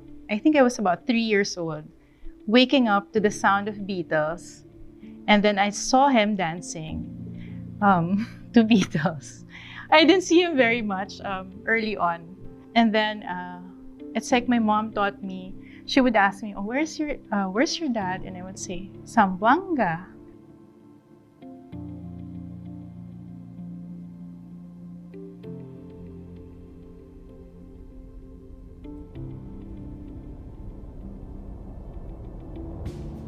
But you know, we grew up knowing that we had to share him to the world, and yet when he is present, he is very present. He was exiled in Madrid. I remember that at that time he was. I'm sorry to say this, but he was a bit of a stranger. It's like because I haven't seen him, and then when I saw him, I still felt comfortable with him because he can be very funny. My tita was telling everyone about how their dad would tell them stories at night. My dad did that to me. The last story that he told me that I remember is about that ant trying to move the sugar particles from that room. And I told that also to my son. That was an exile. He tells me now, or even my mom tells me, that we were poor there. They tell me I have one set of uniform. But I didn't feel that when I was there. I had my parents, and he gave me a happy childhood. I also remember him being away and missing him so much. I do remember that. And in Madrid, I remember Filipinos coming to our house. I remember masses. Father Archie was there. I know that I used to cry every time I woke up. And then I went out of the room and then I saw them there. I mean, all those Filipinos gathered together saying Mass. And from that day on, I stopped crying in the morning. After Ninoy Aquino died, kasi we had a small TV, diba? We had a small TV in the living room and there were maybe 10, 12, I don't know, Filipinos who were there in the house at the time, and they were all watching. And you know, you're 6 years old, 7 years old, and you're wondering, you feel how much they love their country, you feel how much they want to go home. Sorry. And after that time, he said, "Anak, kakauwi na tayo." Because we left my sister in the Philippines, and we missed her. So sabi niya, "We can see Tina again." My dad is the kind of guy who he can be a strategist and he can sit there with generals and look tough and then come home and make you a sandwich. Naghihimay yan eh. Hihimayin niya yung hipon, yung crab. When he talks, you feel the reaction of the crowd. It's impressive to listen to him every time. I was taking the bar, and this was the time of the Senate hearing, during the time of PGMA as well. So we were very angry, we were very disturbed.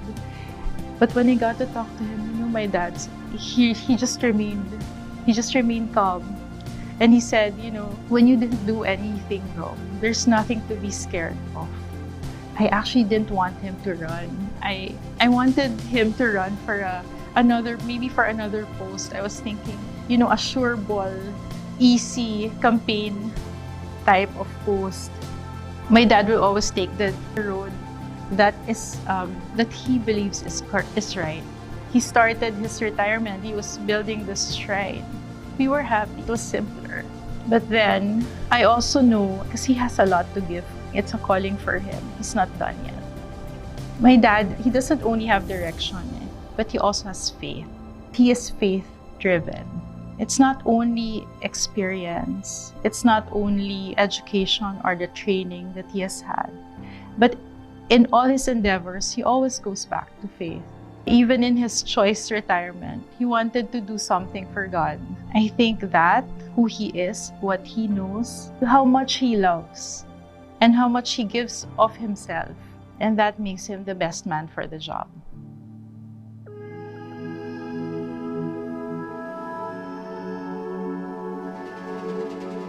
baka naman kailangan ipakialaman natin ulit ang pagsiservisyo sa bayan. Nakakainis nga kasi yung pumipiga sa puso mo 50 years ago, yung pa rin ngayon. Nung kami naman ay na-exile sa Europa, parang iminulat sa atin na may magagandang modelo ng sistema ng ekonomiya, pamumulitika. Isang sakong ticket ng eroplano, ibig sabihin ganoong kadami ang aking pagdalaw sa iba't ibang gobyerno ng Social Democrat sa buong Europa. At ako'y nagpapasalamat ng gusto kasi sila talaga ang nagbigay ng patnubay kung paano ko talaga maunawaan kung paano tumatakbo ang isang social democratic government. Mula sa parlamento hanggang sa iba't ibang sangay ng kabinete. Yun ay pinapangarap ko na mangyari dito sa Pilipinas. Wala akong nakitang nagtitiktok at sumasayaw doon eh. No? Walang mga pa-magic-magic. Wala. Formal ang mga politiko. Ang pinag-uusapan, suliranin ng bansa. Mga iba't ibang filosofiya at sistema na kinakailangan na nagbibigay ng direksyon sa lipunan. Yun ang mga pinag-uusapan. Mga importanteng issue ng daigdig, pinag-uusapan nila. Yung sinasabi sa akin na hindi pwedeng sugpuin ang korupsyon sa Pilipinas, hindi totoo yan. Dahil nasugpo yan sa ibang bansa. Sabi sa akin ng mga taga-Europa, alam mo, huwag mong sabihin na kayo mga Pinoy ay talagang korap. Kaya lamang nasa sistema. Kung ang sistema ay yung pag nag-korap kay bistado ka at huli ka, ay talagang wala nang magiging korap. Pero ang pinaka-importante, yung sistema ng pamamalakad at pamumuhay nyo sa lipunan nyo, nabibisto ang masama, nakikita ang mabuti. Ang nagawa ng pandemya, para bang pinalinaw at pinaigting pa kung anong mga problema ang hinaharap ng ating lipunan. Madaling magsabi na, oy, dati ako mahirap alam ko yung maging mahirap. Madali lang yan. Madaling masabi na nararamdaman natin at nakikisimpatiya tayo. Ang importante, hindi yung nauunawaan mong mahihirap. Hindi importante na nakadanas ka ng hirap. Ang importante, nakita ang problema at meron kang tamang pag-iisip para mabigyan ng solusyon yan. We are more than 100 million people. Malaking bansa tayo eh. May ibang mga bansa na mas maliliit sa atin na talagang inire-respeto, iginagalang ng buong daigdig. Subukan niyong magbiyahe.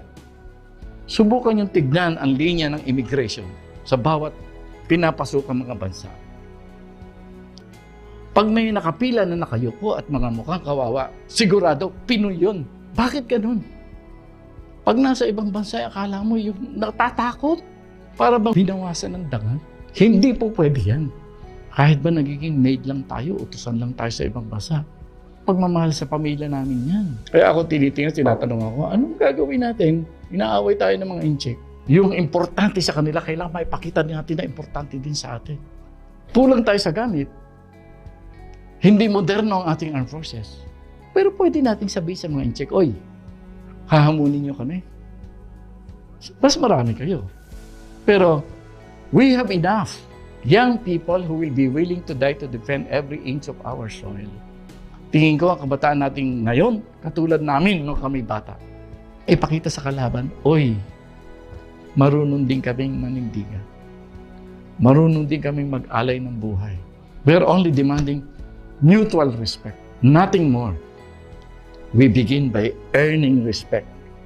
Tatanungin niya ako, anong gagawin mo pag naging presidente ka? Una-una, bubuhayin ang dangal.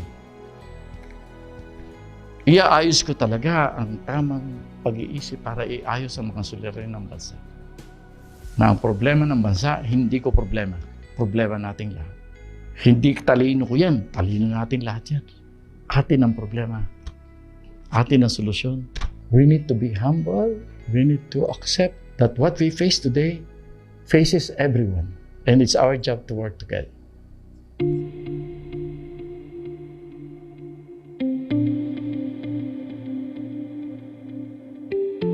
What I would tell my kids, I would tell them that, you know, your grandfather, he worked all his life and he worked so hard for our country so that you can have this future. And I hope that when I say this future, it's already that reality or this present. Our country is already in a better place because he has already won as president.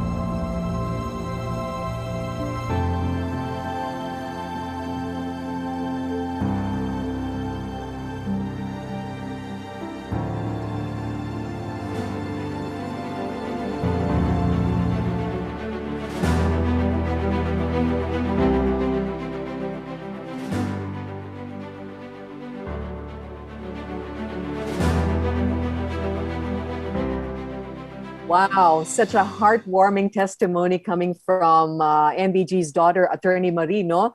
Very striking yung kanyang sinabi na we had to share him with the country and the world.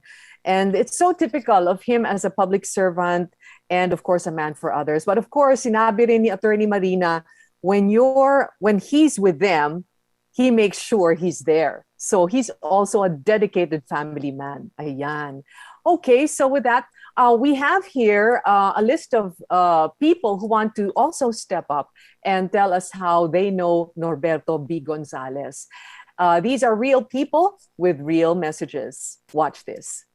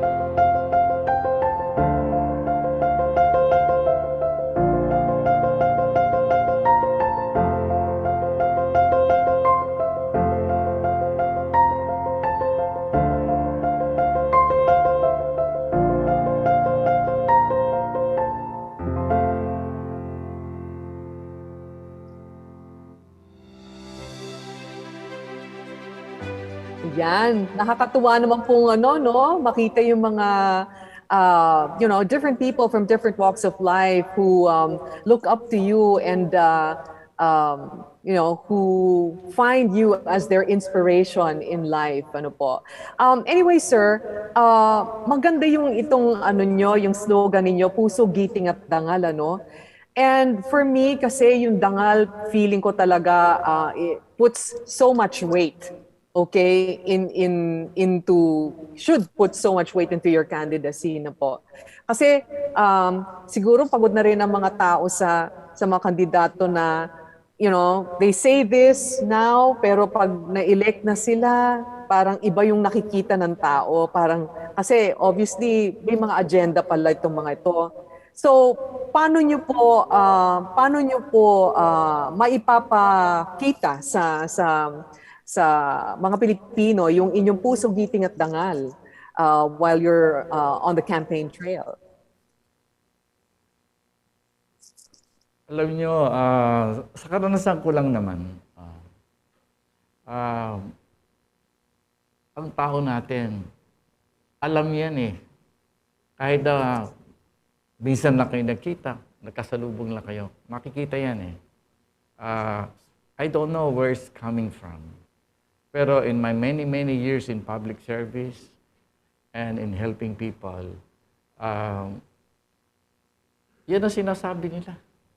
So, tingin ko, hindi problema na ipamalas yung dangal mo o ipakita mo kung gaano ang pagmamahal na nasa puso mo. Yung kagitingan, mahirap ipagyabang yan. Nakikita din yan. Kaya ibig sabihin, through your interaction with people, those will show. Kaya nga, yung mga nagkukunwari, o nagpipilit na maging ganito o ganon, halata rin yan eh. Hindi makakalusot sa taong bayan natin yan. Okay, sir. So with that, we'd like to thank these people who stepped up in their eagerness to share their experiences with MBG. No, maraming salamat po, Juan Carlo Malyari, Sandy G. Legaspi, Andre Hans Hagolino, Lucrecia M. Maube, Patrick Concepcion, Jinky R. Tuazon, Jenny Ann D. Katakutan, Janet Cansing Serrano, Myron T. Banghulop, and of course, Emerson Di Maano. Maraming salamat po sa inyong mga testimonya para kay NBG. And now, Sir Bert, we are opening the floor for questions from our dear friends from the media and the press. Okay, friends, if you have questions to ask, simple lang po, no? All you have to do is write your name and affiliation in the chat box, and we will follow the order of how you are sequenced in the chat box first. Okay, so first logged, first served basis tayo. All right? So kung sino yung nag-first na nag-log in, yun ang unang babasahin. And then when it's your turn, or yun ang unang magtatanong, when it's your turn, you will be acknowledged accordingly and will be requested to turn on your microphone and your camera. Okay? All right. So ready na ba kayo, Sir Bert? Sure. Okay. Okay. So, all right. Let's see. Let's check out the questions. All right. We have our first member of the press here who wants to ask a question, no? Ms. Joyce Pañares of Manila Standard. Please turn on your mic and your camera.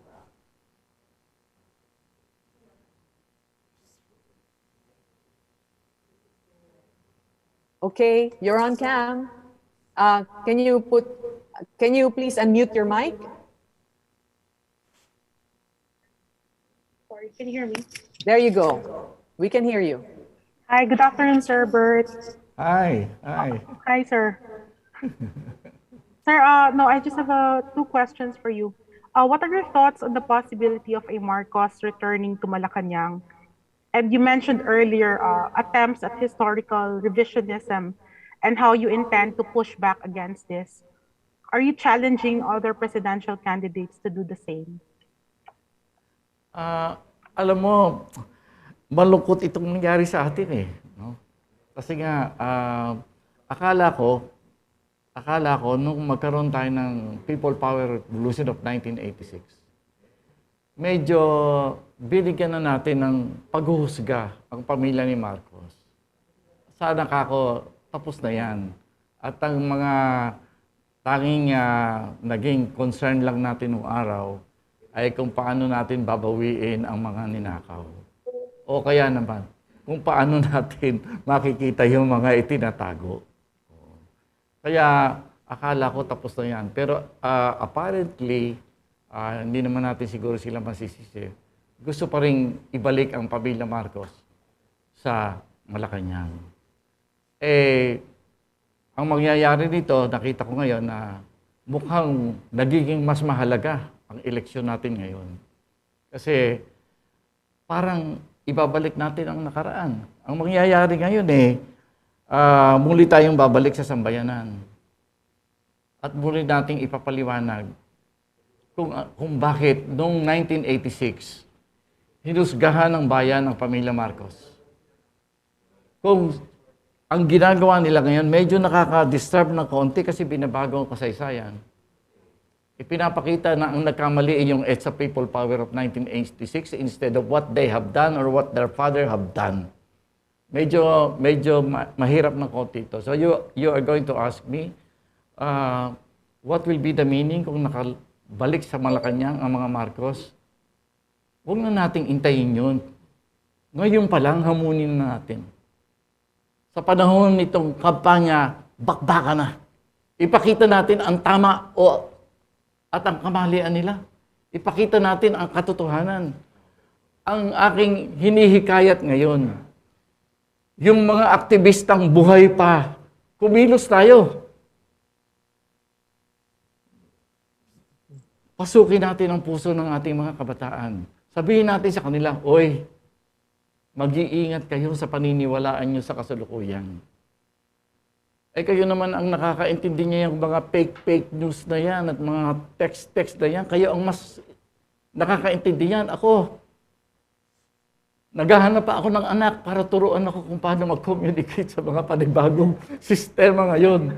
Pero ang maipapangako ko, sa harap ng Diyos, kailangan malaman ng ating kabataan ang tunay na kasaysayan ng ating bayan. Kung gusto nating umunlad, kung gusto nating bumuti at maayos ang kinabukasan natin, magsimula tayo sa katotohanan. Tama na yung pagsisinungaling. Lalabanan natin yan. Okay. Ms. Joyce Pañares, you have a follow-up question? Yes. Okay. Please turn on your microphone. Is I think on mute pa rin. Tama ba? Yeah, sorry, because I cannot manually unmute it. Okay. All right. Okay. Go ahead. No, sorry. Just to push my second question. Do you think this is an advocacy that should be carried by all presidential candidates, regardless of political color? Mahirap kong sabihan yung mga ibang kandidato eh. Kaya kung tatanungin mo kung gagawin ko, diretso ako sa bayan. Diretso tayo sa bayan. Kasi bayan naman talaga ang naghusga nung panahon na yon. Dapat bayan ulit ang maghuhusga dyan. Thank you, sir. Okay. Thank you very much, Ms. Joyce Pañares. Okay, we have a question here from Enzo Luna of Metropolar. Ang tanong po niya is, what will be your first order of duty or first order of duties in the next first 60 to 90 days of your term should you become elected this year? And ano pong sektor ng gobyerno ang uunahin ninyong linisin at papagandahin? Alam mo, kung titignan natin yung takbo ng pandemya, sinasabi ng ating mga eksperto at ating mga scientists na magkakaroon pa ng peaking yan in the next few months. Kaya tinitingnan ko, kung magiging presidente ang unang sabak niya, pandemya. Yan ang ating pwedeng tingnan. Kung magkaroon man yan ng lal o kung bigla namang magkaroon ng isang milagro na mawala bigla ang pandemya, hindi ang dapat na unang iniisip natin kung biglang bumalik uli yan. Yan ang ating paghahandaan. Ang mga ilang yung nakita natin na ginawa ng ating pamahalaan at ang reaksyon ng ating lipunan ay yun siguro ang ating titignan mabuti. Number one, tingin ko dapat magtiwala tayo ng mas malaki pa sa ating mga eksperto at mga scientists. Kaya kung magkakaroon ng campaign on the pandemic, they will have the upper hand in making decisions about this. No?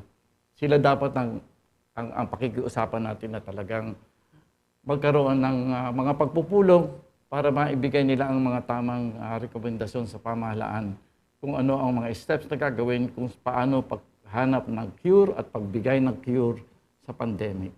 Pero ano naman ang dapat gawin ng pamahalaan in the meantime? Sa akin, very important. Very important na nakita ko to yung naranasan ko to. Alam mo na-hospital din ako dyan sa pandemic.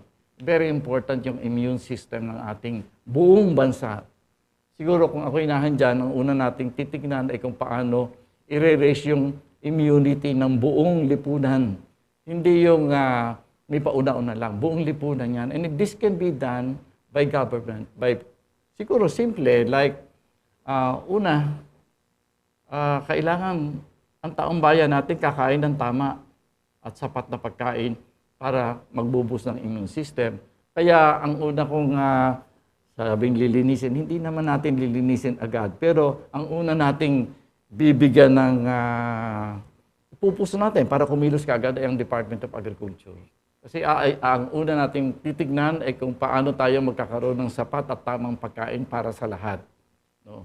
Pwede yan. Kunyari yung ating Manila Bay na lang o ilang bay sa Pilipinas, ang mga rivers natin.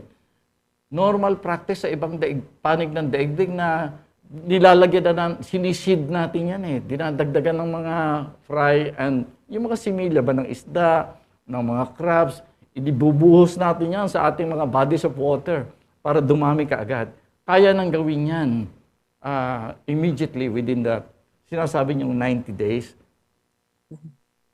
Kailangan natin yung Bureau of Fisheries talagang titingnan na ayos-ayusin niyo yung pagpapadami ng similya ng bangus, similya ng iba't ibang isda at ibubuhos natin yan sa mga dagat para dumami kaagad ang mga harvest natin. Ang maganda sa kalikasan, katulong talaga natin ang mga yan.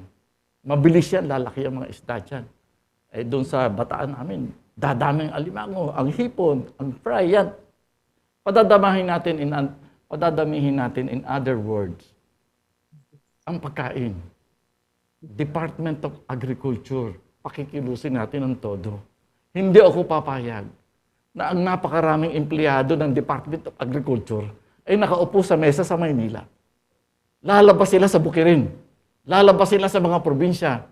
Bibigyan ng tulong at mga advice ang ating mga magsasaka, ang ating mga kababayan para paigtingin ang pagpapadali ng pagpaparami ng kakainin ng bayan natin. Meron akong isang iniisip na technical term, yung sinatawag na strategic crops. Magkakaroon tayo ng classification ng ating crops ng agriculture like rice. I think you will agree with me that rice is a strategic crop. Pero tignan natin ang ginagawa natin sa rice planters. Di ba? We call them heroes. Kasi tingin natin sa magsasaka, hero. Kasi pinapayagan natin sila magtanim ng palay nang walang kita, lugi pa. Di ba? Tapos tawag natin hero. Sa ibang bansa tawag dyan, tanga. Huwag natin papayagan na maging ganyan ang ating mga magsasaka. It will be guaranteed by government that a strategic crop will be profitable to those who will engage in that particular crop. Some people will call it subsidy. We always do. Subsidy is a matter of fact. But piliin natin. Hindi ako papayag na mga magsasaka natin nagtatanim ng palay tapos puro lugi. No. Government will not allow our farmers to plant something na lugi. It will be profitable. We guarantee that. To make sure, national security question na ito food security.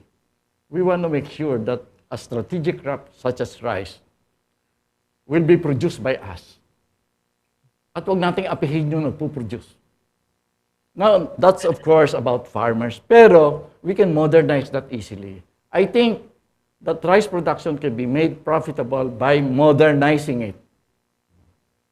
Ang pagtatanim ng gulay, mga prutas, wow! Kung titingnan niyo yung mga engineers sa abroad, katakot-takot yung ginagawa nila para ayusin yan eh. We will do the same. If you will ask me what will be my priority, yes, agriculture will be one of them. Kasi kailangan yan sa pagtataas ng immune system ng ating mga kababayan. Number 2, simple. Nakita ko yung isang mayor ng ating city. First few months niya, sikat na sikat. Anong ginawa niya? Anong ginawa ng mayor? Nilinis. Nilinis yung mga karsada, yung mga sulok-sulok ng mga communities ng kanyang siyudad. Good, beautiful. What is important is for our local officials to be invited to cooperate and make sure na ang ating kapaligiran sa ating lahat ng communities ay malinis. At isa na lang, kailangan i-decongest natin ang mga crowded communities. Kung may mga community tayo na may mga kapitbahay naman ng lupa na walang laman, bakit hindi natin pwedeng pakiusapan yung may-ari ng lupa? Na pwede ba, very congested na ito, mga bahay dito, pwede ba namang umusod-usod ng konti para magkaroon ng paghinga o pag-ikot ng hangin sa ating mga communities? We will ask our local officials to make sure that this happens. And we will guarantee as a government, walang mang-aagaw ng lupa. Sa panahon lang ng pandemya, sa panahon ng emergency, kailangan natin na paluagin ang ating mga communities. Let's do this. At kung kinakailangan, magbabayad ng renta ang gobyerno. Okay, sir. Thank you very much for that. We have another question coming from Jeff Tumbado of Bulgar. No? Sabi niya, your comments, sir, on the alleged hacking in the COMELEC server. And ano po ang inyong mga hakbang para po umangat ang survey nyo sa mga presidential aspirants? Yung pag-angat sa survey, nasa taong bayan natin yan.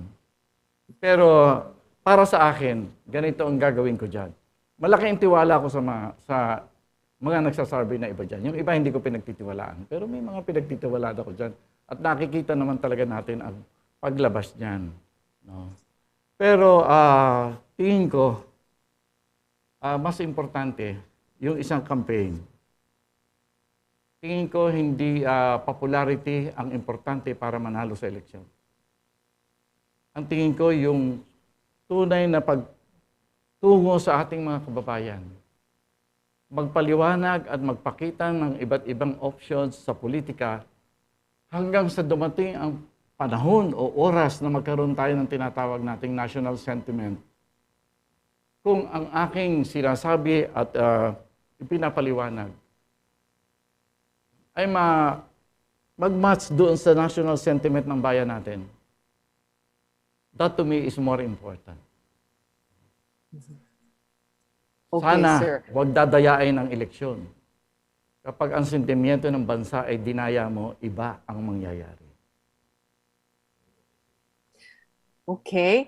We have another question here coming from Christina Alivio of Sunstar Davao po, sir.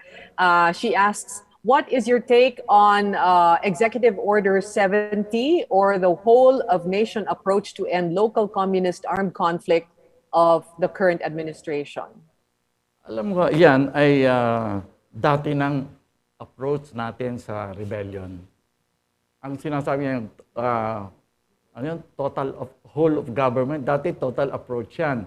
Pero yung mga komunista, yung total approach, binago nila, ginawa nilang total war. Alam mo, masama yung implikasyon ng total war eh. Pero yung total approach, katulad lang yan ang sinasabi ng gobyerno natin sa kasalukuyan. Ano ang ibig sabihin yan? Ang sinasabi dyan, hindi lamang armed forces ang may katungkulan sa pagbibigay ng solusyon sa rebellion, sa version dito sa Pilipinas, kailangan tulong lahat ang iba't ibang sangay ng gobyerno. Magandang approach yan. Magandang approach yan. Nagsasucceed ba yan o hindi? Hindi pa natin masasabi. Pero magandang approach na sana lahat sa lipunan ay magsabi na, ito lang naman, simple lang ang tanong dyan eh. Ang komunista, primary to their strategy is this, that they think that armed struggle is the main strategy for achieving state power. Ang sinasabi ng gobyerno natin, ako sinasabi ko rin ito, na hindi armed struggle ang kailangan para magkaroon ng pagbabago sa lipunan. Kaya, dapat tanungin natin, ano ba ang gusto natin? Isang madugong digmaan para baguhin ang ilang mga mali sa lipunan? O gamitan natin ng reforma, demokrasya, pamumulitikang maayos, at pagbibigay ng tulong sa ating mga kababayan? Yun lang naman ang pinag-uusapan dyan. Kaya yung sinasabing bagong title ng approach ng gobyerno, palagay ko tama yan, dapat ituloy. Okay. We have another question here, sir, from Sandra Aguinaldo. Ang sabi po niya, you are up against a Marcos who has the capacity to mount a well-funded campaign. How do you intend to match his campaign? I will not match that campaign. Hindi ko bibili ng kababayan natin. Hindi ko sila lolokohin. Hindi ko sila gagamitan ng maling propaganda. Mali iyon. Ako naniniwala na ang mga kababayan natin marunong tumanaw at tumingin at makahalata ng mali at makakita ng tama. Hindi ko tatapatan yung pera ni Marcos. Mahirap tapatan yan eh. Hindi pinaghirapan yung yaman na yun, ninakaw yun eh, tapos tatapatan ko. Hindi ko gagawin yan. Okay, sir. Thank you very much for that question, Ms. Sandra Aguinaldo of GMA. All right, we have another question from Chris Galit of Filipino Mirror. Sabi po niya, totoo po ba yung project Full Moon noong 2010 in favor of Manny Villar? Alam mo, pagka laging maraming nagsasurface yan, Public Moon, ang dami-dami mga project yan eh. Karamihan niya mga fake. At ang intention niyan ay para gumawa lang ng isang particular, pinupurbo ko niya rin gobyerno para maggawa ng particular action. Ang ibig sabihin ba niyan ay gusto namin, panahon ako ni GMA, na handol si Villar ay kandidato noon. Ang ibig bang sabihin niyan eh, gusto namin manalo si Villar para protektahan si GMA. Yung bang ibig yung sabihin? Alam niyo, pagka malapit nang matapos ang isang administrasyon, katakot-takot na conspiracy formula or action or propaganda ang lumalabas. Huwag nating insultuhin si Manny Villar. I know the guy. He's decent. Kita niyo naman ang kagalingan niya. Huwag natin siyang insultin na nabayaran siya ni GMA para tulungan pagkatapos ng eleksyon. At sinasabi, full moon. Wala yun. Respetuhin natin si former Senator Villar. Okay. All right, sir. Thank you for that. We have, I think, two more questions, no, to ask NBG here. One is from James Ryan Gorospe. Sabi niya po, paano niyo po maibabahagi ang inyong mga plataforma sa buong Pilipinas at maibabaling sa inyo ang mga mata at atensyon ng mga tao na nakatuon sa kung sino ang mas kilala at may makinarya? Una, thank you for the question. Sana tumulong ka sa amin. No? Malaki ang magagawa ng mas media na paghahatid ng mga pinag-uusapan natin ngayon. Pangalawa, siyempre, ang tao natin naghahanap ng tiwala. Sa pagkakaintindi ko dyan sa issue ng tiwala, kailangan natin ang isang tao na nagtitiwala sa akin na magsasabi sa kaibigan niya na, oy, dapat pagtiwalaan natin ito. Dapat pakinggan natin ang kanyang sinasabi. Tama yan. Ako yan ang inaasahan ko na padami ng padami sa ating mga kababayan ang lalapit sa kanilang mga kaibigan, pamilya, kakilala para ipaliwanag itong pinag-uusapan natin. Huwag nyo nang pag-usapan kung gaano pa ako katanda o kagwapo o kaanuman. Hindi si Bert Gonzales ang issue. Ang issue ang kinabukasan ng bansa. Anong mga pamamaraan ang dapat natin gawin? Anong uri ng ekonomiya ang nararapat para mabigyan ng pagkakataon ang lahat ng Pilipino na maghangad na umunlad? Mabigyan ng katuparan yan kung kinakailangan. Huwag ilang tao lamang. Papaliwanag natin yung maraming issue na yan.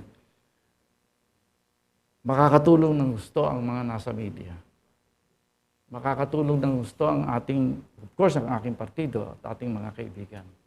Inaasahan ko yan na gagamitin natin. Okay. All right. Apparently, we have 3 more questions for NBG.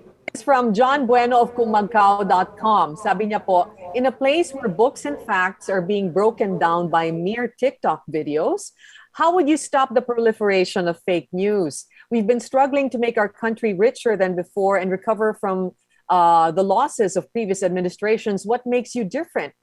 What would you do differently? Yung mga fake news, marami daw talaga yan eh. Alam nyo, hindi ko masyadong naintindihan yung sistema na yan. Pero ako naniniwala ko, can you imagine ha?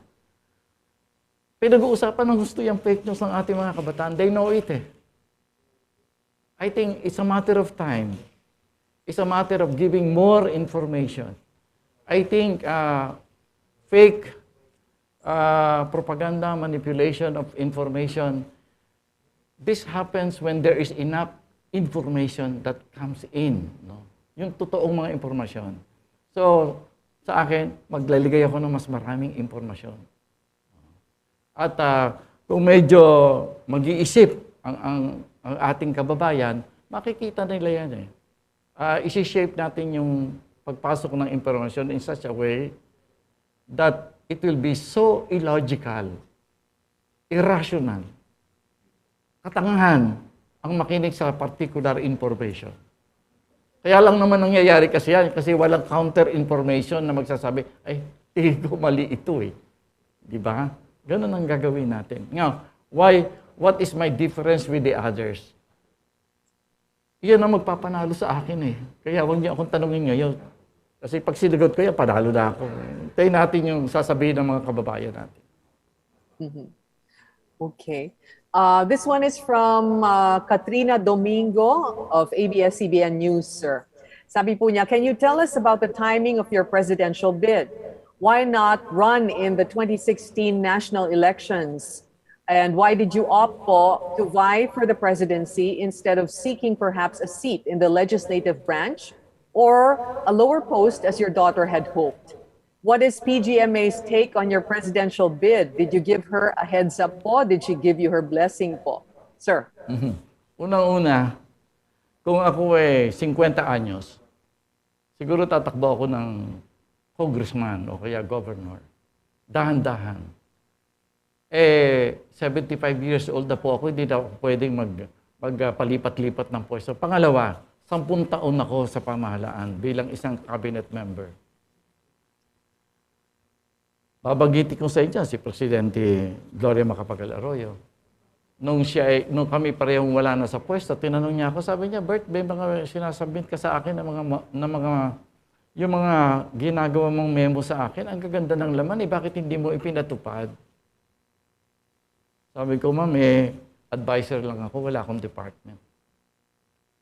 Napakaraming magagandang bagay. Alam nyo, ang pwesto ng presidente, kung gagamitin sa mabuti, napakaraming magagawang kabutihan sa bayan. Napakaraming pagbabago na pwedeng simulan ng isang pangulo. 10 taon ako doon, nakita ko yan eh. Yung isang kaibigan ko, si Father Intengan, isang Jesuita, dating provincial of the Society of Jesus. Bago namatayan, nagkaroon kami ng mainit na sagutan. Ang sabi niya sa akin, bakit ganyan ka? Bakit na wala na tayo, yung ating PDSP, wala nang ginawa kundi tumulong sa ibang personalidad na tumatakbo sa iba't ibang pwesto Pag nahandyan na naman, hindi naman nangyayari ang dalagang adikain ng ating partido, bakit ba ayaw mong ikaw na mismo ang sumubo? Sayang, patay na si Father Intengan. If he's alive today, I will tell him, here I am. I'm taking the challenge. Ngayon, teka muna pala, nakalimutan ko si GMA. Baka sabihin nyo iniiwasan ko yung si GMA. Hindi. Alam nyo, isa sa hinahanga ko si President GMA. Pero nagpigil ako talaga ng katakot-takot na konsultahin siya kung tatakbo ako o hindi. Hindi ko talaga siya nilapitan, hindi ko siya kinausap. Kasi nga, alam ko may mga katanungan katulad nito. Sana, pagbastan nyo na lang pagdating ng tamang panahon. Yung mga suspicion na conspiracy dito, ito, GMA ito, ganyan ang gagawin niya para kay GMA. Kung ganyan lagi ang isip natin, hindi gaganda ang bayan. Kung puro pagdaduda ang nasa puso natin, ewan ko kung saan tayo pupunta. Kaya ang maipapayo ko sa lahat, magbigay tayo ng kaunting tiwala. Hintayin natin ang mangyayari sa kinabukasan. Saka tayo maghusga.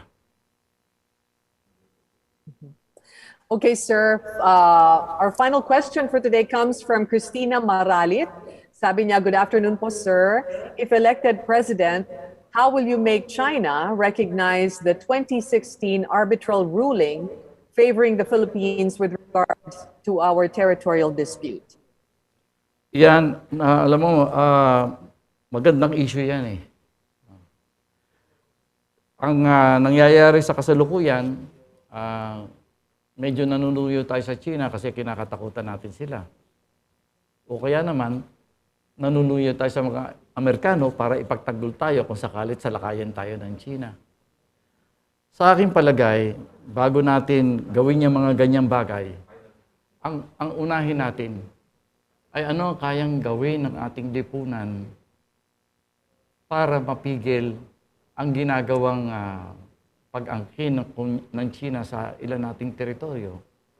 I would like to deal with the matter of mutual respect.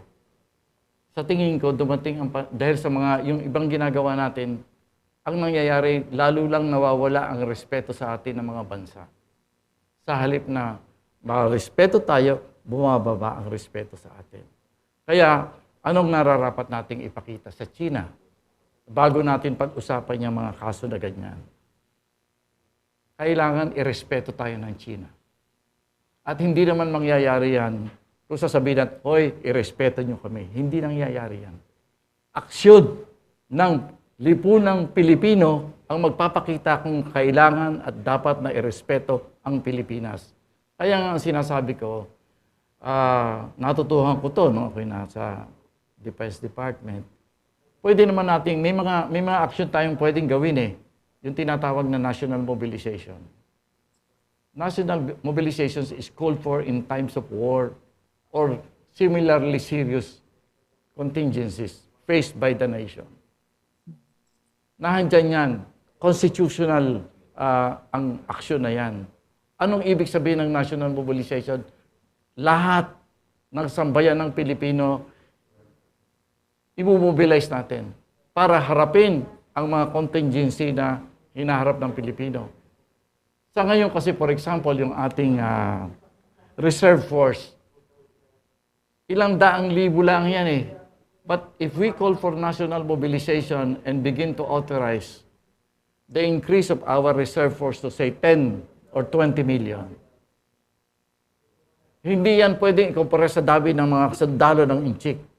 Pero that will be sufficient in number na pwede nating ipakita na tayong mga Pilipino, maaaring kulang tayo sa modern weapon systems, pero meron tayong determination to offer our lives, if necessary, to defend every inch of our soil.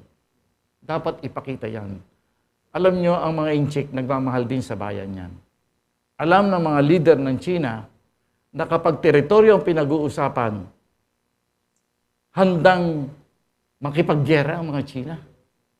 At kung gusto ng mga leader ng China na ilabas yung tapang at nasyonalismo ng mga inchik, sasabihin nila na may nag-aagaw ng teritoryo nila. Alam ng bansang China kung paano magmahal sa bayan. They love their country. They love their territory. They know how to offer their lives. If the Filipinos can show the same, through our action, we can show that we love our country. We're willing to defend our soil. We are willing to offer our lives. Then there will be respect. Pag nagkaroon na tayo, pag nakita ko yan na medyo nagkakaroon na ng respeto, time to talk. Time to talk. Ngayon, yung mga dal-dal-dal-dal natin, wala mangyayari dyan. We prepare first. We show the mettle of the Filipino nation. Let's show them the kind of courage that they will face. Many of us may die, but we will not abandon the interests of our country. Never.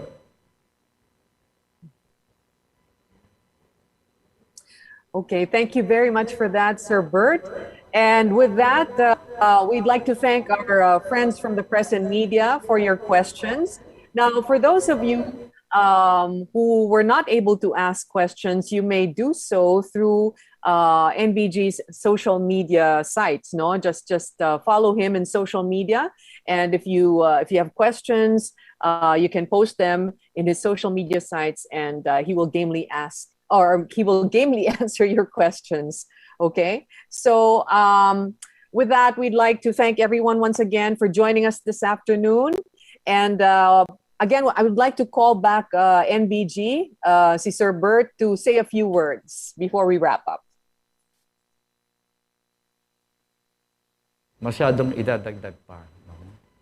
Sabi ko lang, kung may mga question pa, di imbitahin niyo ako. One-on-one, personal, meetings, anyway, I'm available. We will do that.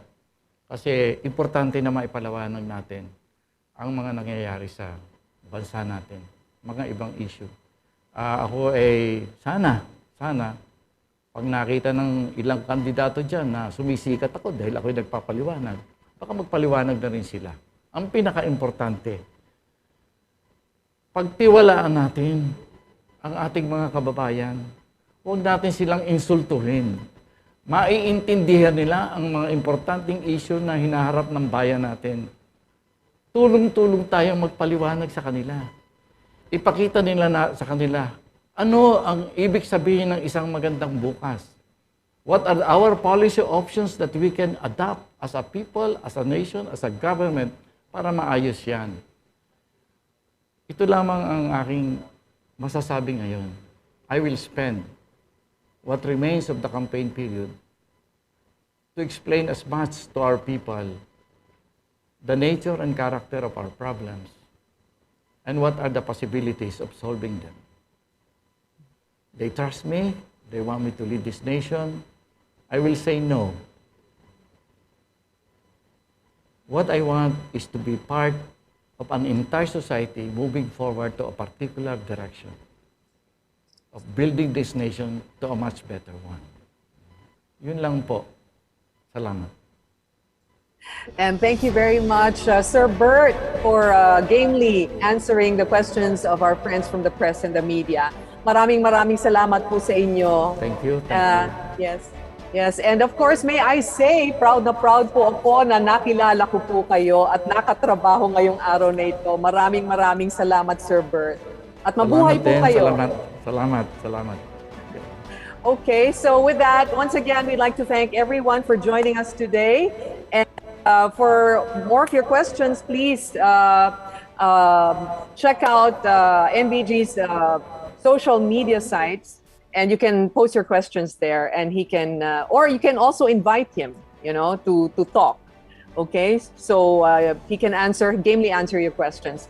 Once again, maraming salamat po sa inyong lahat, and have a great day, everyone. Thank you for joining us.